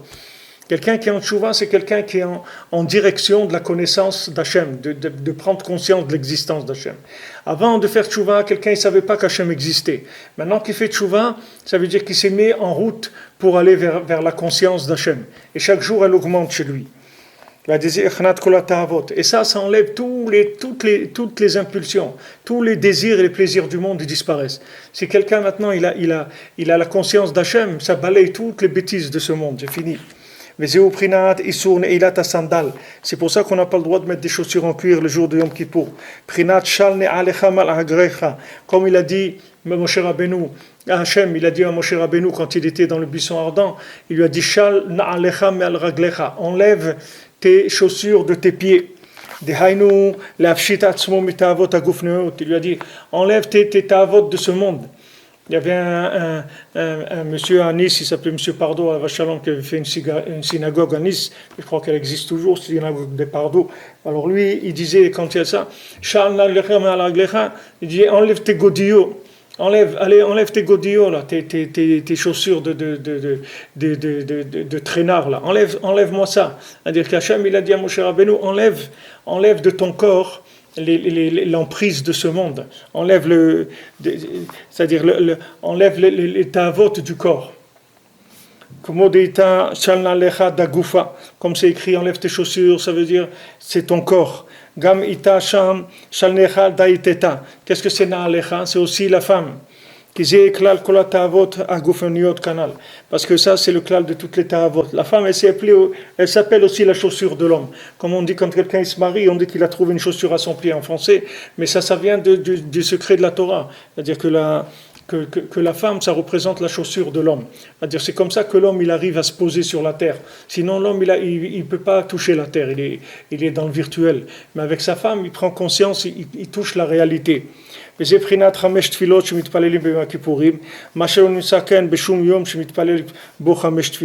pour ça qu'on fait 5 prières le jour de Yom Kippour. Il n'y a aucun jour dans l'année où on fait 5 prières, c'est que Yom Kippour.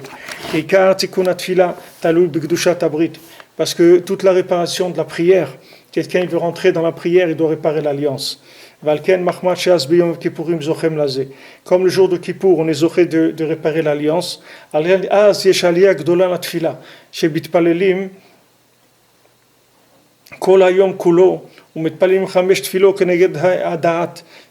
Et donc maintenant il y a une grande élévation de la prière et on prie toute la journée et on fait les 5 prières qui sont le he de hada'at, de la conscience. C'est Jehu Tachlit Shlemut Atfila, que ça c'est le but, c'est la perfection de la prière. Sheu Prinat Malchut, que Sha'alo le Prinat He Kamova. C'est-à-dire quand la Malchut, le pouvoir, il monte vers le he, c'est-à-dire il monte vers la conscience d'Hachem, ça c'est le but.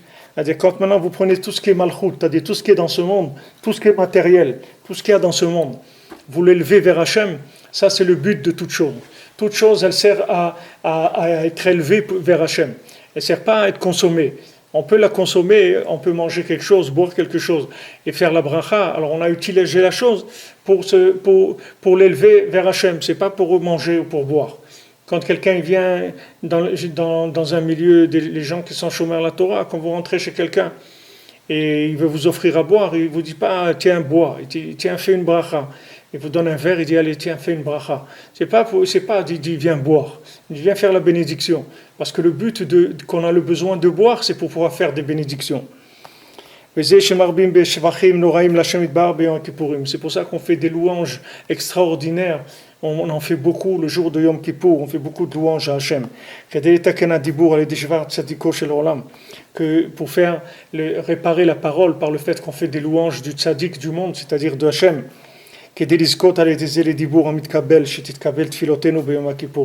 Pour arriver à une parole qui soit acceptée, qui soit reçue, c'est-à-dire que notre parole elle soit acceptée le jour de Yom Kippour, pour avoir des vêtements blancs le jour de Yom Kippour. Donc maintenant quand on fait des shvachim, des louanges d'Hachem, des louanges du tzaddik, ça fait élever énormément la parole, c'est-à-dire ça s'appelle aussi tikkun haklali de la parole. Rabbeinu dit là-bas que le tikkun haklali du corps, c'est le tikkun haklali, les 10 chants du tikkun haklali.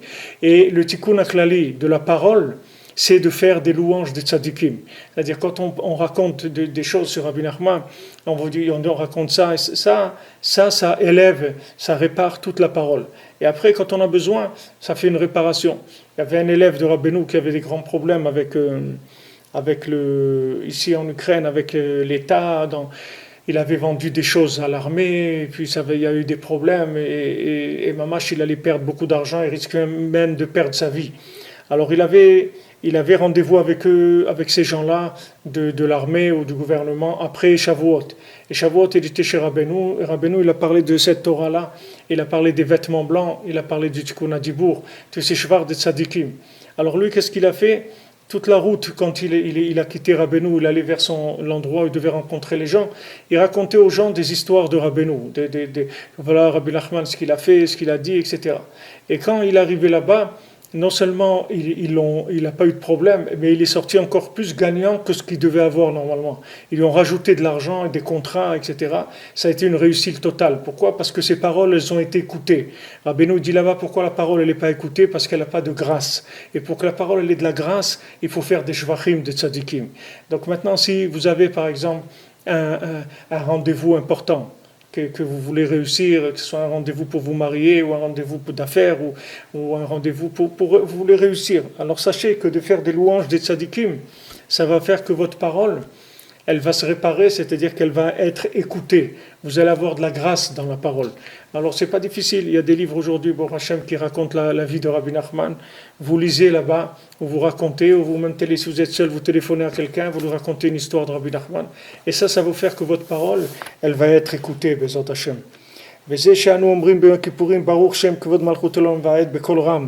C'est pour ça que le jour de Yom Kippour, on dit Baruch Shem Kevod Malchut Olam Vaed à voix haute. Parce qu'il n'y a aucune emprise des forces négatives. Tout ça, c'est par la réparation de l'alliance qui se fait à ce moment-là.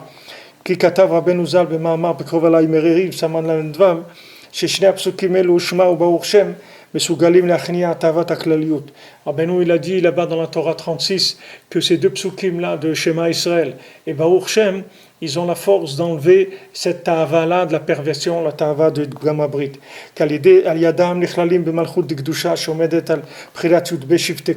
Parce que grâce à ces mots de Shema Israël, Hashem Elokeinu Hashem Echad, et Baruch Shem Kelvot Malchut Olam Vaed, qui sont 12 mots, ces 12 mots, c'est les 12 tribus d'Israël. Et quand on dit ces 12 mots, on s'inclut dans les 12 tribus d'Israël, donc on s'inclut dans le pouvoir d'Hashem de la Gdusha. שהם בחינת י"ב תיבות שיש בשני פסוקים אלו הנ"ל. עין שם. וזה שמצינו ברוך שם כל מלכותו לעולם ועד, תיקוני יעקב אבינו עליו השלום. C'est ça qu'on a trouvé que Baruch Shem Kod Malchut Olam Vaed, c'est Yaakov Avinu qui a instauré cette phrase-là, de Baruch Shem Kevod Malchut Olam Vaed. C'est Yaakov Avinu qui a instauré de dire cette phrase. Ba'et shechasha shemayesh chas v'shalom shemetzpsul bebanav. Maintenant, lui, il a eu peur que peut-être qu'il y a un problème dans la sainteté de ses enfants. Et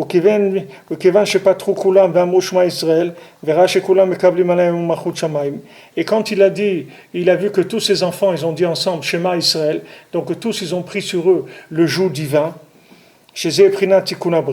C'est-à-dire que ça, c'est le principe de réparation de l'alliance. Au mitato shlema mishnema asar shifteka. Maintenant, il a vu que sa descendance, elle était parfaite avec les 12 tribus. Alken patar v'amar Baruch Shem. Donc il a dit Baruch Shem, c'est-à-dire que soit béni le nom d'Hachem. Ki ata nishlam malchut dikdusha al yedei amita shlema shel shnema asar shifteka. Parce que maintenant, la malchut, c'est-à-dire le pouvoir de la Kedusha, le pouvoir d'Hachem, la royauté d'Hachem, elle va se révéler dans le monde par le fait que la descendance de Yaakov, ils étaient parfaits, des 12 tribus. Chez Kulam Sadikim, que c'était tous des Sadikim.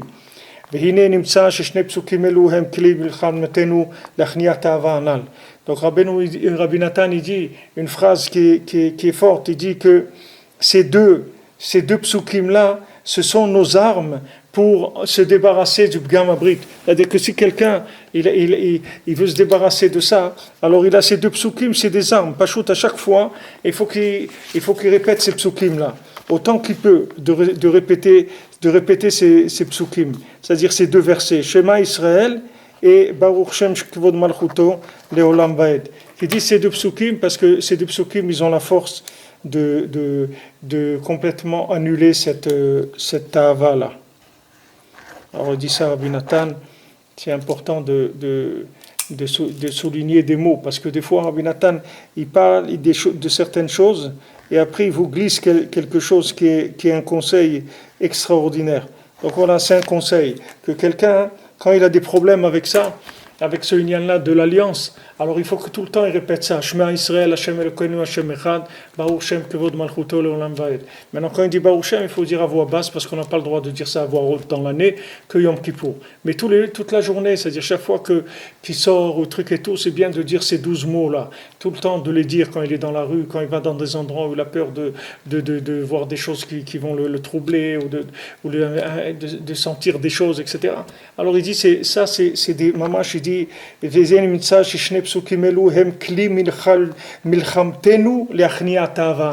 ce sont les outils de guerre pour lutter contre cette ta'ava-là. C'est pour ça qu'on dit ça à voix basse, le Baruch Shem, toute l'année. Pour pas attaquer de front les forces négatives, parce qu'elles ont un pouvoir dans l'année. Pourquoi ? Parce que dans l'année, on a des problèmes, nous-mêmes, on a fait des bêtises. Donc ces bêtises-là, elles redonnent elles peuvent s'accrocher sur nous. Mais le jour de Yom Kippour, que toutes les avérotes, elles sont pardonnées, alors ça y est, tout ça s'en va.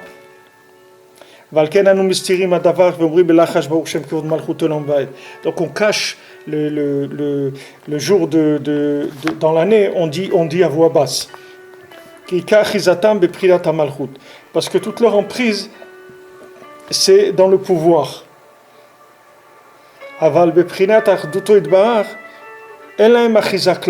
Mais dans l'Ardout, c'est-à-dire dans Shema Israël, que c'est l'unification de l'âme avec Hachem, là-bas ils n'ont aucune emprise. C'est pour ça qu'on dit Shema Israël à voix haute.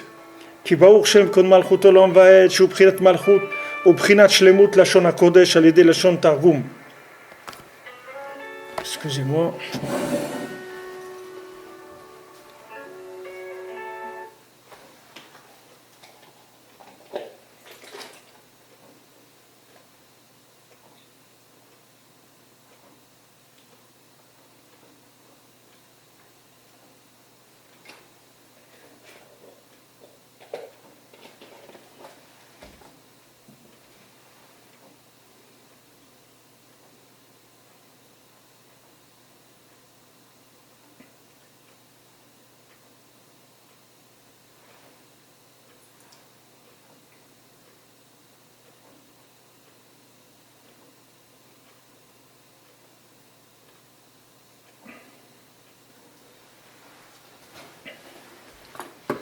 Excusez-moi.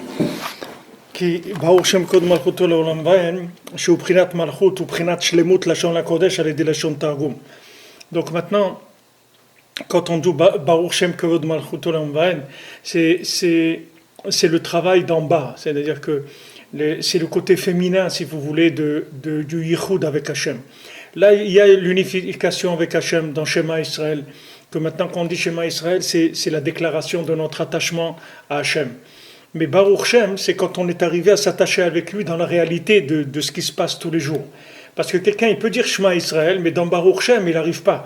Il y a des gens qui croient dans Hachem, mais ils sont sincères, ils font Shema, même ils pleurent quand ils font Shema. Mais quand ils sont dans la journée, ils n'arrivent pas à se battre contre leur impulsion. Donc le Yichud de Baruch Shem, ça s'appelle Shlemut Lashon HaKodesh par le Targum. Parce que ce monde-là, il s'appelle un monde de Targum, c'est-à-dire que c'est un monde qui n'est pas du Lashon HaKodesh. Le monde comme il est présenté, c'est pas d'un langage divin. C'est-à-dire comme on peut avoir une approche du monde qui est une approche de profit, une approche de désir, de plaisir, etc. Ce monde-là, il peut être interprété complètement à l'envers. Donc ce monde-là, c'est une traduction, si vous voulez, c'est du Lashon HaKodesh, c'est une langue qui est de l'hébreu, c'est-à-dire de la langue sainte, du langage saint, mais qui est mélangé avec du langage de la matière. C'est-à-dire c'est un langage en même temps de quelqu'un qui croit dans Hachem et en même temps quelqu'un qui est dans la consommation. Ça, c'est l'araméen. Donc maintenant, le Baruch Shem Kevod Malchuto Leolam Vaed, c'est le monde du tri. C'est-à-dire qu'on va faire dans la journée, dans tout ce qu'on va faire, notre travail, notre nourriture, etc. C'est des tris qu'on va faire. C'est-à-dire on va faire attention de repérer qu'est-ce qui est bien et qu'est-ce qui est pas bien. Ce qui est bien, on le prend, ce qui est pas bien, on le laisse. Mais ça, c'est le Targum. Ça s'appelle Targum, qui veut dire l'araméen, mais ça veut dire traduction. C'est-à-dire que le monde matériel, il est fait pour traduire la présence d'Hachem. Mais ce n'est pas la présence d'Hachem qu'on va la voir après 120 ans. Ici, c'est une présence d'Hachem traduite sous une forme de nourriture, sous une forme de pensée, sous une forme d'argent, sous une forme de mariage. Tout ce que vous voulez, ce sont des traductions du langage avec Hachem. Alors ça, c'est Baruch Shem Kevod Malchuto Leolam Vaed. Et ça, quand maintenant on purifie le monde du Targum, c'est-à-dire le monde de la traduction, quand on fait les bons choix, ça s'appelle Tikkun Abrit. C'est comme ça qu'on fait Tikkun Abrit. C'est-à-dire Tikkun Abrit, ça veut dire maintenant, Hachem, il va nous mettre dans une épreuve de ce monde, et il va voir, est-ce qu'on tient à lui ou bien non? Est-ce qu'on s'est laissé avoir par les impulsions et la consommation, ou bien non, on a dominé ça, et on a été vers Hachem.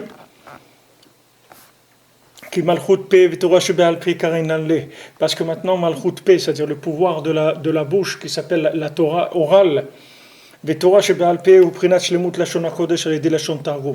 la Torah orale, c'est la perfection de la Torah écrite grâce à l'araméen. C'est-à-dire que maintenant, qu'est-ce que c'est dire la Torah orale? La Torah orale, c'est quand vous avez trouvé comment traduire cette situation matérielle en Torah. C'est-à-dire que maintenant vous êtes au travail, vous avez des rapports d'affaires avec les gens, etc. Maintenant, ça c'est pas de la prière ce que vous êtes en train de faire, c'est pas de la Torah que vous êtes en train de faire, c'est du commerce. Donc maintenant il y a un comportement à avoir selon la Torah dans ce milieu du commerce. Alors quand vous faites ce qu'il faut, ça s'appelle que maintenant vous avez trouvé la Torah orale. La Torah orale, c'est la Torah pratique qui va vous donner la façon d'être dans le rapport avec la matière. C'est pour ça que tout l'araméen, tout le Talmud, il a été écrit en araméen. C'est parce que le Talmud, c'est le principal de la base qu'on a de la Torah orale. C'est pour ça que Moshe Rabbeinu n'a pas écrit le Talmud dans la Torah pour leur cacher des forces négatives. Rak nimsar l'Israël Baal Peh. Et il a été transmis en Israël seulement de bouche à oreille. Sheyomru bekriyat shema Baruch Shem Kevod Malchuto Leolam Vaed beprinat Torah shebaal Peh. C'est-à-dire qu'on a dit en Israël, voilà, quand vous faites Shema, vous pouvez faire à voix haute, mais après, parce que Shema, ça représente la Torah écrite, c'est-à-dire la Torah d'en haut, la Torah des mondes supérieurs dans lesquels il n'y a aucun mélange. Mais Baruch Shem, c'est la Torah d'en bas, là où il y a de la mélasse, c'est-à-dire que c'est tout mélangé, les Ta'avot et la Torah et la Gdusha et la Touma, et tout est mélangé. Alors là-dedans, il faut des chemins. Alors ces chemins, on ne dit pas clairement, on dit en araméen, pour pas que les forces négatives, elles s'attrapent sur nous, comme on se trouve dans le monde des clipotes, pas qu'elles viennent nous attraper. Alors on dit Baruch Shem Kevod à voix basse, ça veut dire qu'on rentre dans l'arène, dans l'épreuve, et là-bas on va tirer les éléments qui sont positifs. Ou Mahmad Shesham Ikar Chizatam Dainu Prinat Malchut Prinat Targum Kanal. ועל כן אנו מסתירים ואומרים בלחש בפסוק ברוך שם קודש ברכות עולם ועד כדי שלא יתגרו בנו. Donc c'est pour pas qu'ils nous attaquent qu'on dit à voix basse. כי שם עיקר המלחמה מבחינת התרגום. Parce que toute la guerre elle va se trouver dans la traduction. Si quelqu'un évite la théorie, il n'y a aucune guerre. Il n'y a aucune guerre dans la théorie. Tant que vous êtes dans la théorie, dans votre vie, vous n'aurez jamais des problèmes. Quand vous allez commencer à rentrer dans la réalité, vous allez voir les problèmes qu'il y a. Parce que quand vous rentrez dans des tris, vous commencez à être opérationnel, c'est autre chose complètement. C'est comme les impôts. Les impôts, ils vous disent, voilà, les 3 premières années de votre société, vous ne payez pas d'impôts. Pourquoi ? Parce que c'est que vous n'avez rien à faire pendant 3 ans. Vous avez des frais, des trucs, d'installation, de ci, de là, de chercher votre personnel. Et la secrétaire, c'est pas ça, vous la renvoyez, vous prenez une autre, celui-là, c'est pas... etc. Vous allez commencer. Et au bout de 3 ans, et ça que vous commencez un petit peu à vous installer, alors là, ils vous demandent de payer des impôts. ואומרים בלחש הפסוק ברוך שם קודש ועד כדי שלא יתגרו בנו כי התרגום הוא בחינת נוגה הוא בחינת צאת הדעת טוב ורע parce que le targum c'est le noga ça s'appelle noga ça veut dire c'est quelque chose qui est aussi intermédiaire entre la kedusha et la touma et c'est l'arbre de la connaissance du bien et du mal וכנגד זה מצאנו גם כן ב12 שבטיך שנתחלקו גם כן לשני חלקים כנגד שני הפסוקים הנ"ל Et on voit que même les 12 tribus, elles se sont séparées en 2 groupes de 6 par rapport à ces 12 mots qu'il y a dans le schéma. Parce que le premier schéma Israël, c'est entièrement kadosh. Il n'y a aucune emprise de la Touma là-bas du tout. Là-bas, la guerre, elle se trouve dans le Baruch Shem. Là-bas, il y a la guerre.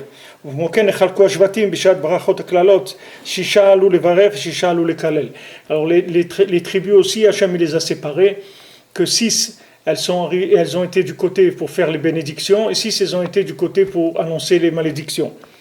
כי המברכים כנגד 6 תיבות של פסוק בשמע ישראל שהוא כולו ברוך וקדוש לשם אחיזת הזכרת כלל הכלל. Parce que maintenant ceux qui font les bénédictions, les 6 tribus qui ont fait les bénédictions, ils sont par rapport au schéma Israël, que c'est entièrement béni et saint, et qu'il n'y a aucune emprise du mal et de la malédiction du tout. Aval shisha mekalelim, em keneged pasuk baruch shem kod malchut olam vaed, shesham yesh prinat targum.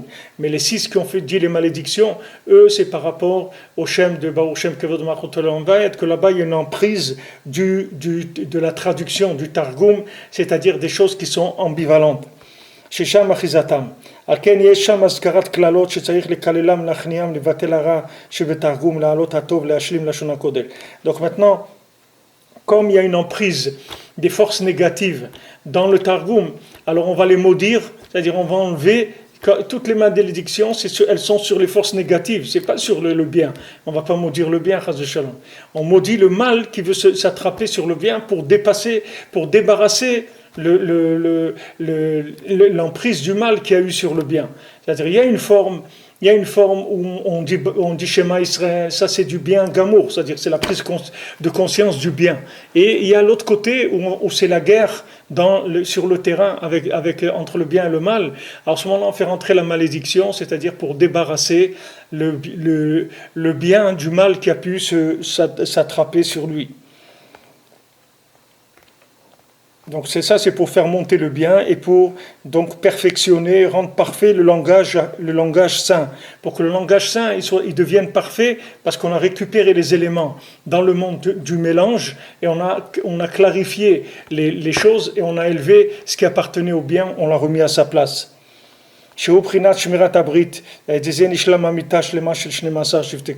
Que ça s'appelle les garder l'alliance, et de ça il y a eu les 12 enfants de Yaakov qui étaient parfaits.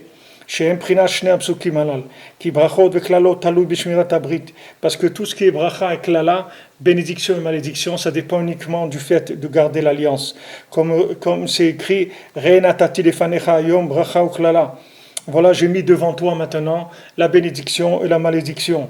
Les fanecha daika, devant toi, alken beyom kippurim, shehazu prinat tikun abrit beshlemut kanal. Comme maintenant Yom Kippour, c'est un jour où il y a réparation de l'alliance parfaite. Alken en lahem achiza. Ce jour-là, il n'y a pas d'emprise des clipotes. Alken omrim az barushem kod malchut olam vaed bekol ram. Ce jour-là, on dit à voix haute barushem. Sheh prinat shlemut tikun abrit. Que ça, c'est la perfection de l'alliance. Qui en yirim mehem, parce qu'on n'a plus peur d'eux. Vegam haramat akol mora al tikun adat. et aussi le fait qu'on lève la voix, on élève la voix. On n'a pas peur de dire les choses à voix haute, ça veut dire que c'est clair. Vous voyez, les gens, ils ont peur de dire qu'ils sont juifs quand ils sont dans l'exil, ils cachent leur judaïsme, ils cachent leur kippa ou ils cachent leur truc, etc. Parce qu'ils sont dans un milieu qui est mélangé. Donc ils n'ont pas la force de montrer clairement leur identité. Ils ont peur parce que eux-mêmes ils vivent pas leur identité de façon claire. Mais si quelqu'un il vit son identité de façon claire, il dit voilà, moi c'est ça, c'est tout. J'ai pas moi c'est ma vie c'est celle-là, c'est tout. Il a des notions claires. Ces notions claires, c'est tikkun habrit. כי ביום כיפורים הוא בחינת שלמות לשון הקודש, כי אז הוא גמר נתינת התורה, שהוא בחינת שלמות לשון הקודש. Donc maintenant, le jour de Yom Kippour, c'était la finalisation du don de la Torah, et ça s'appelle l'Ishlemut Lashon HaKodesh. Al-Ken Nechtami B'Yom Kippourim. Je vais faire un petit peu vite pour Bezrat Hashem, on essaye je ne sais pas si je vais arriver, mais on va essayer de finir cette première halakha de Yom Kippour, comme il n'y aura pas d'autres cours sur Yom Kippour, puisque jeudi prochain on sera déjà, Bezrat Hashem, après Yom Kippour. On va rentrer déjà dans les halakhot de Souka. Al-Ken Nechtami B'Yom Kippourim. C'est pour ça qu'il y a que c'est scellé, les choses sont scellées le jour de Yom Kippour. Le jour de Yom Kippour. Tikkun habrit uprinat chotam. Parce que l'alliance, c'est le chotam, c'est le sceau, la signature avec Hachem. Beprinat vetzetzav chatam beot brit kodesh. Sa descendance, il les a signés, il les a scellés dans le signe de l'alliance, de la sainte alliance. Al-ken ikar hatima beneila. C'est pour ça que la signature elle se fait à la neila, c'est-à-dire la dernière prière. Ki az nishlam tikkun habrit al yedei chamisha inuim. C'est parce qu'à ce moment-là, il y a une réparation, on complète la réparation de l'alliance par les 5 mortifications et qu'on a jeûné toute la journée, qu'on n'a pas mis les chaussures, etc. Et aussi maintenant on finit la prière par les 5 prières de la journée de Yom Kippour. Que tout ça c'est la perfection de la réparation d'alliance. Alors à ce moment-là c'est la signature, parce que la signature de Yom Kippour c'est une signature de la réparation d'alliance, comme c'est Rabbeinu l'a dit dans le Mahamar, dans la Torah 22. Parce que la signature de Yom Kippour c'est le premier sceau Pnimi, Shu Chotam Maraglim, qui s'appelle le sceau de l'intérieur, qui s'appelle le sceau des pieds. Et le Chotam des pieds, c'est le Chotam de l'alliance.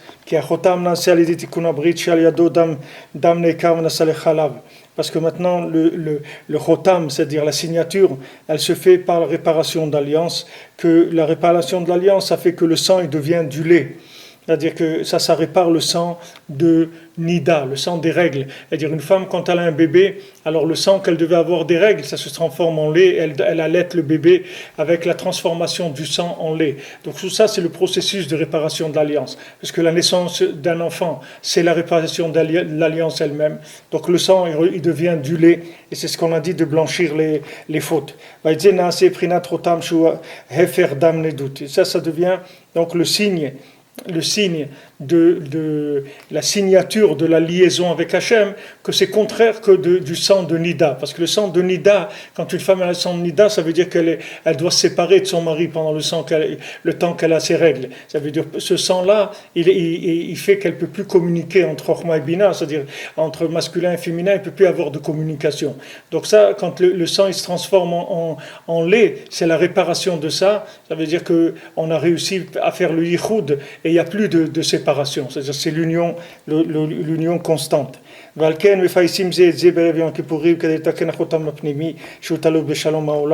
C'est pour ça qu'on essaye de faire du shalom avec les gens, demander pardon, etc. Pour qu'il y ait du shalom, parce que ça s'appelle le sceau intérieur qui dépend du shalom qu'il y a dans le monde. Aussi on donne beaucoup de tzedaka la veille de Yom Kippour, parce que la tzedaka c'est aussi la réparation générale puisque le Rabbeinu dit que la réparation du commerce, c'est la tzedaka. La réparation générale du commerce, c'est la tzedaka. La réparation générale de la parole, c'est de faire des louanges des tzadikim. La réparation générale des impulsions qu'il y a dans le sang, c'est par le fait qu'on dit le tikkun klali. Donc maintenant, chaque chose, elle a une réparation générale. La réparation de tout l'argent, de tout le commerce, c'est la tzedaka. Mais c'est prinat tchouva ou tfila v'tzedaka shemavirim. C'est ça qui a écrit que la tchouva, la tfila et la tzedaka, que le fait de faire tchouva, de prier et de donner la tzedaka, ça enlève toutes les décrets qu'il y a dans le monde. Shem tzom kol mamon, comme c'est écrit, c'est jeûner, faire prier et donner la tzedaka. Shem kamim kulam b'yom kippurim, tout ça on le fait yom kippur. Ki kulam ham prinat tikkun klali, ki tzom ou prinat tikkun abrit shu kliya agidin, parce que maintenant le fait qu'on jeûne, alors ça s'appelle tikkun abrit parce que maintenant on abaisse l'intensité du sang dans le corps. La voix, c'est tikkun klali de la parole qu'on fait yom kippurim par le fait qu'on fait des louanges d'Hachem, qu'on multiplie beaucoup à yom kippur. Et l'argent, c'est la tzedaka, le tikkun klali du commerce qu'on donne la veille de yom kippur. Et ça enlève tous les mauvais décrets. Parce que ça blanchit les fautes de prinat dam nekar nasechalav. C'est le sang qui se transforme en lait. C'est pour ça qu'on dit, on défait les vœux, les nedarim, la veille de Yom Kippour et le Yom Kippour aussi. Ça c'est la réparation de la conscience qui a nedarim tluim badat. Parce que le neder, il dépend de la conscience, mais prinat qui palé l'indor neder. C'est-à-dire, comme c'est écrit, quand il fera quelque chose qui est extraordinaire, de faire un neder. Alken tikkun nedarim, dam neekar prinat kiyu palé davar. C'est-à-dire que maintenant, le tikkun des nedarim, d'avoir fait des vœux, c'est aussi le sang qui va devenir du lait. Ben dam les dam, c'est-à-dire qu'on fait une différence entre un sang et un autre. C'est pour ça que quand quelqu'un fait des vœux, il ne les tient pas, ça peut faire entraîner la mort des enfants, parce que le bgan nedarim, c'est quand quelqu'un ne tient pas les vœux qu'il fait, c'est comme s'il a été pogam dans l'alliance. Parce que Yom Kippour, c'est la réparation d'alliance. Donc ce jour-là, on répare, on défait les vœux que quelqu'un il a pu faire. Et à ce moment-là, ça répare la conscience pour pouvoir blanchir le sang, que le sang il devienne du lait. C'est pour ça que maintenant, on dit après la Neila, on dit Bekol Ram, à voix haute. À ce moment-là, c'est la fin de Tikkun Abrit, de la perfection. Et à ce moment-là, on dit 3 fois Baruch Shem Kod Malchut Olam Vaed, qui sont Chay, qui sont 18 mots par rapport aux 18 bénédictions qu'il y a dans la Shemona Esrei. Qui a Zugmar Shlemut Tikkun Tfila. Parce que à la Neila, on finit de réparer la Tfila. Chez Tikkun Abrit, que c'est la réparation de l'alliance. Prinat Tzadik Chay Almin. Que le Tzadik, lui, il est Chay Almin, c'est-à-dire il vit pour l'éternité. Bezrat Hashem. Je n'ai pas expliqué parce que je voulais juste finir le texte. Et voilà, on a fait la halakha Aleph sur Yom Kippour.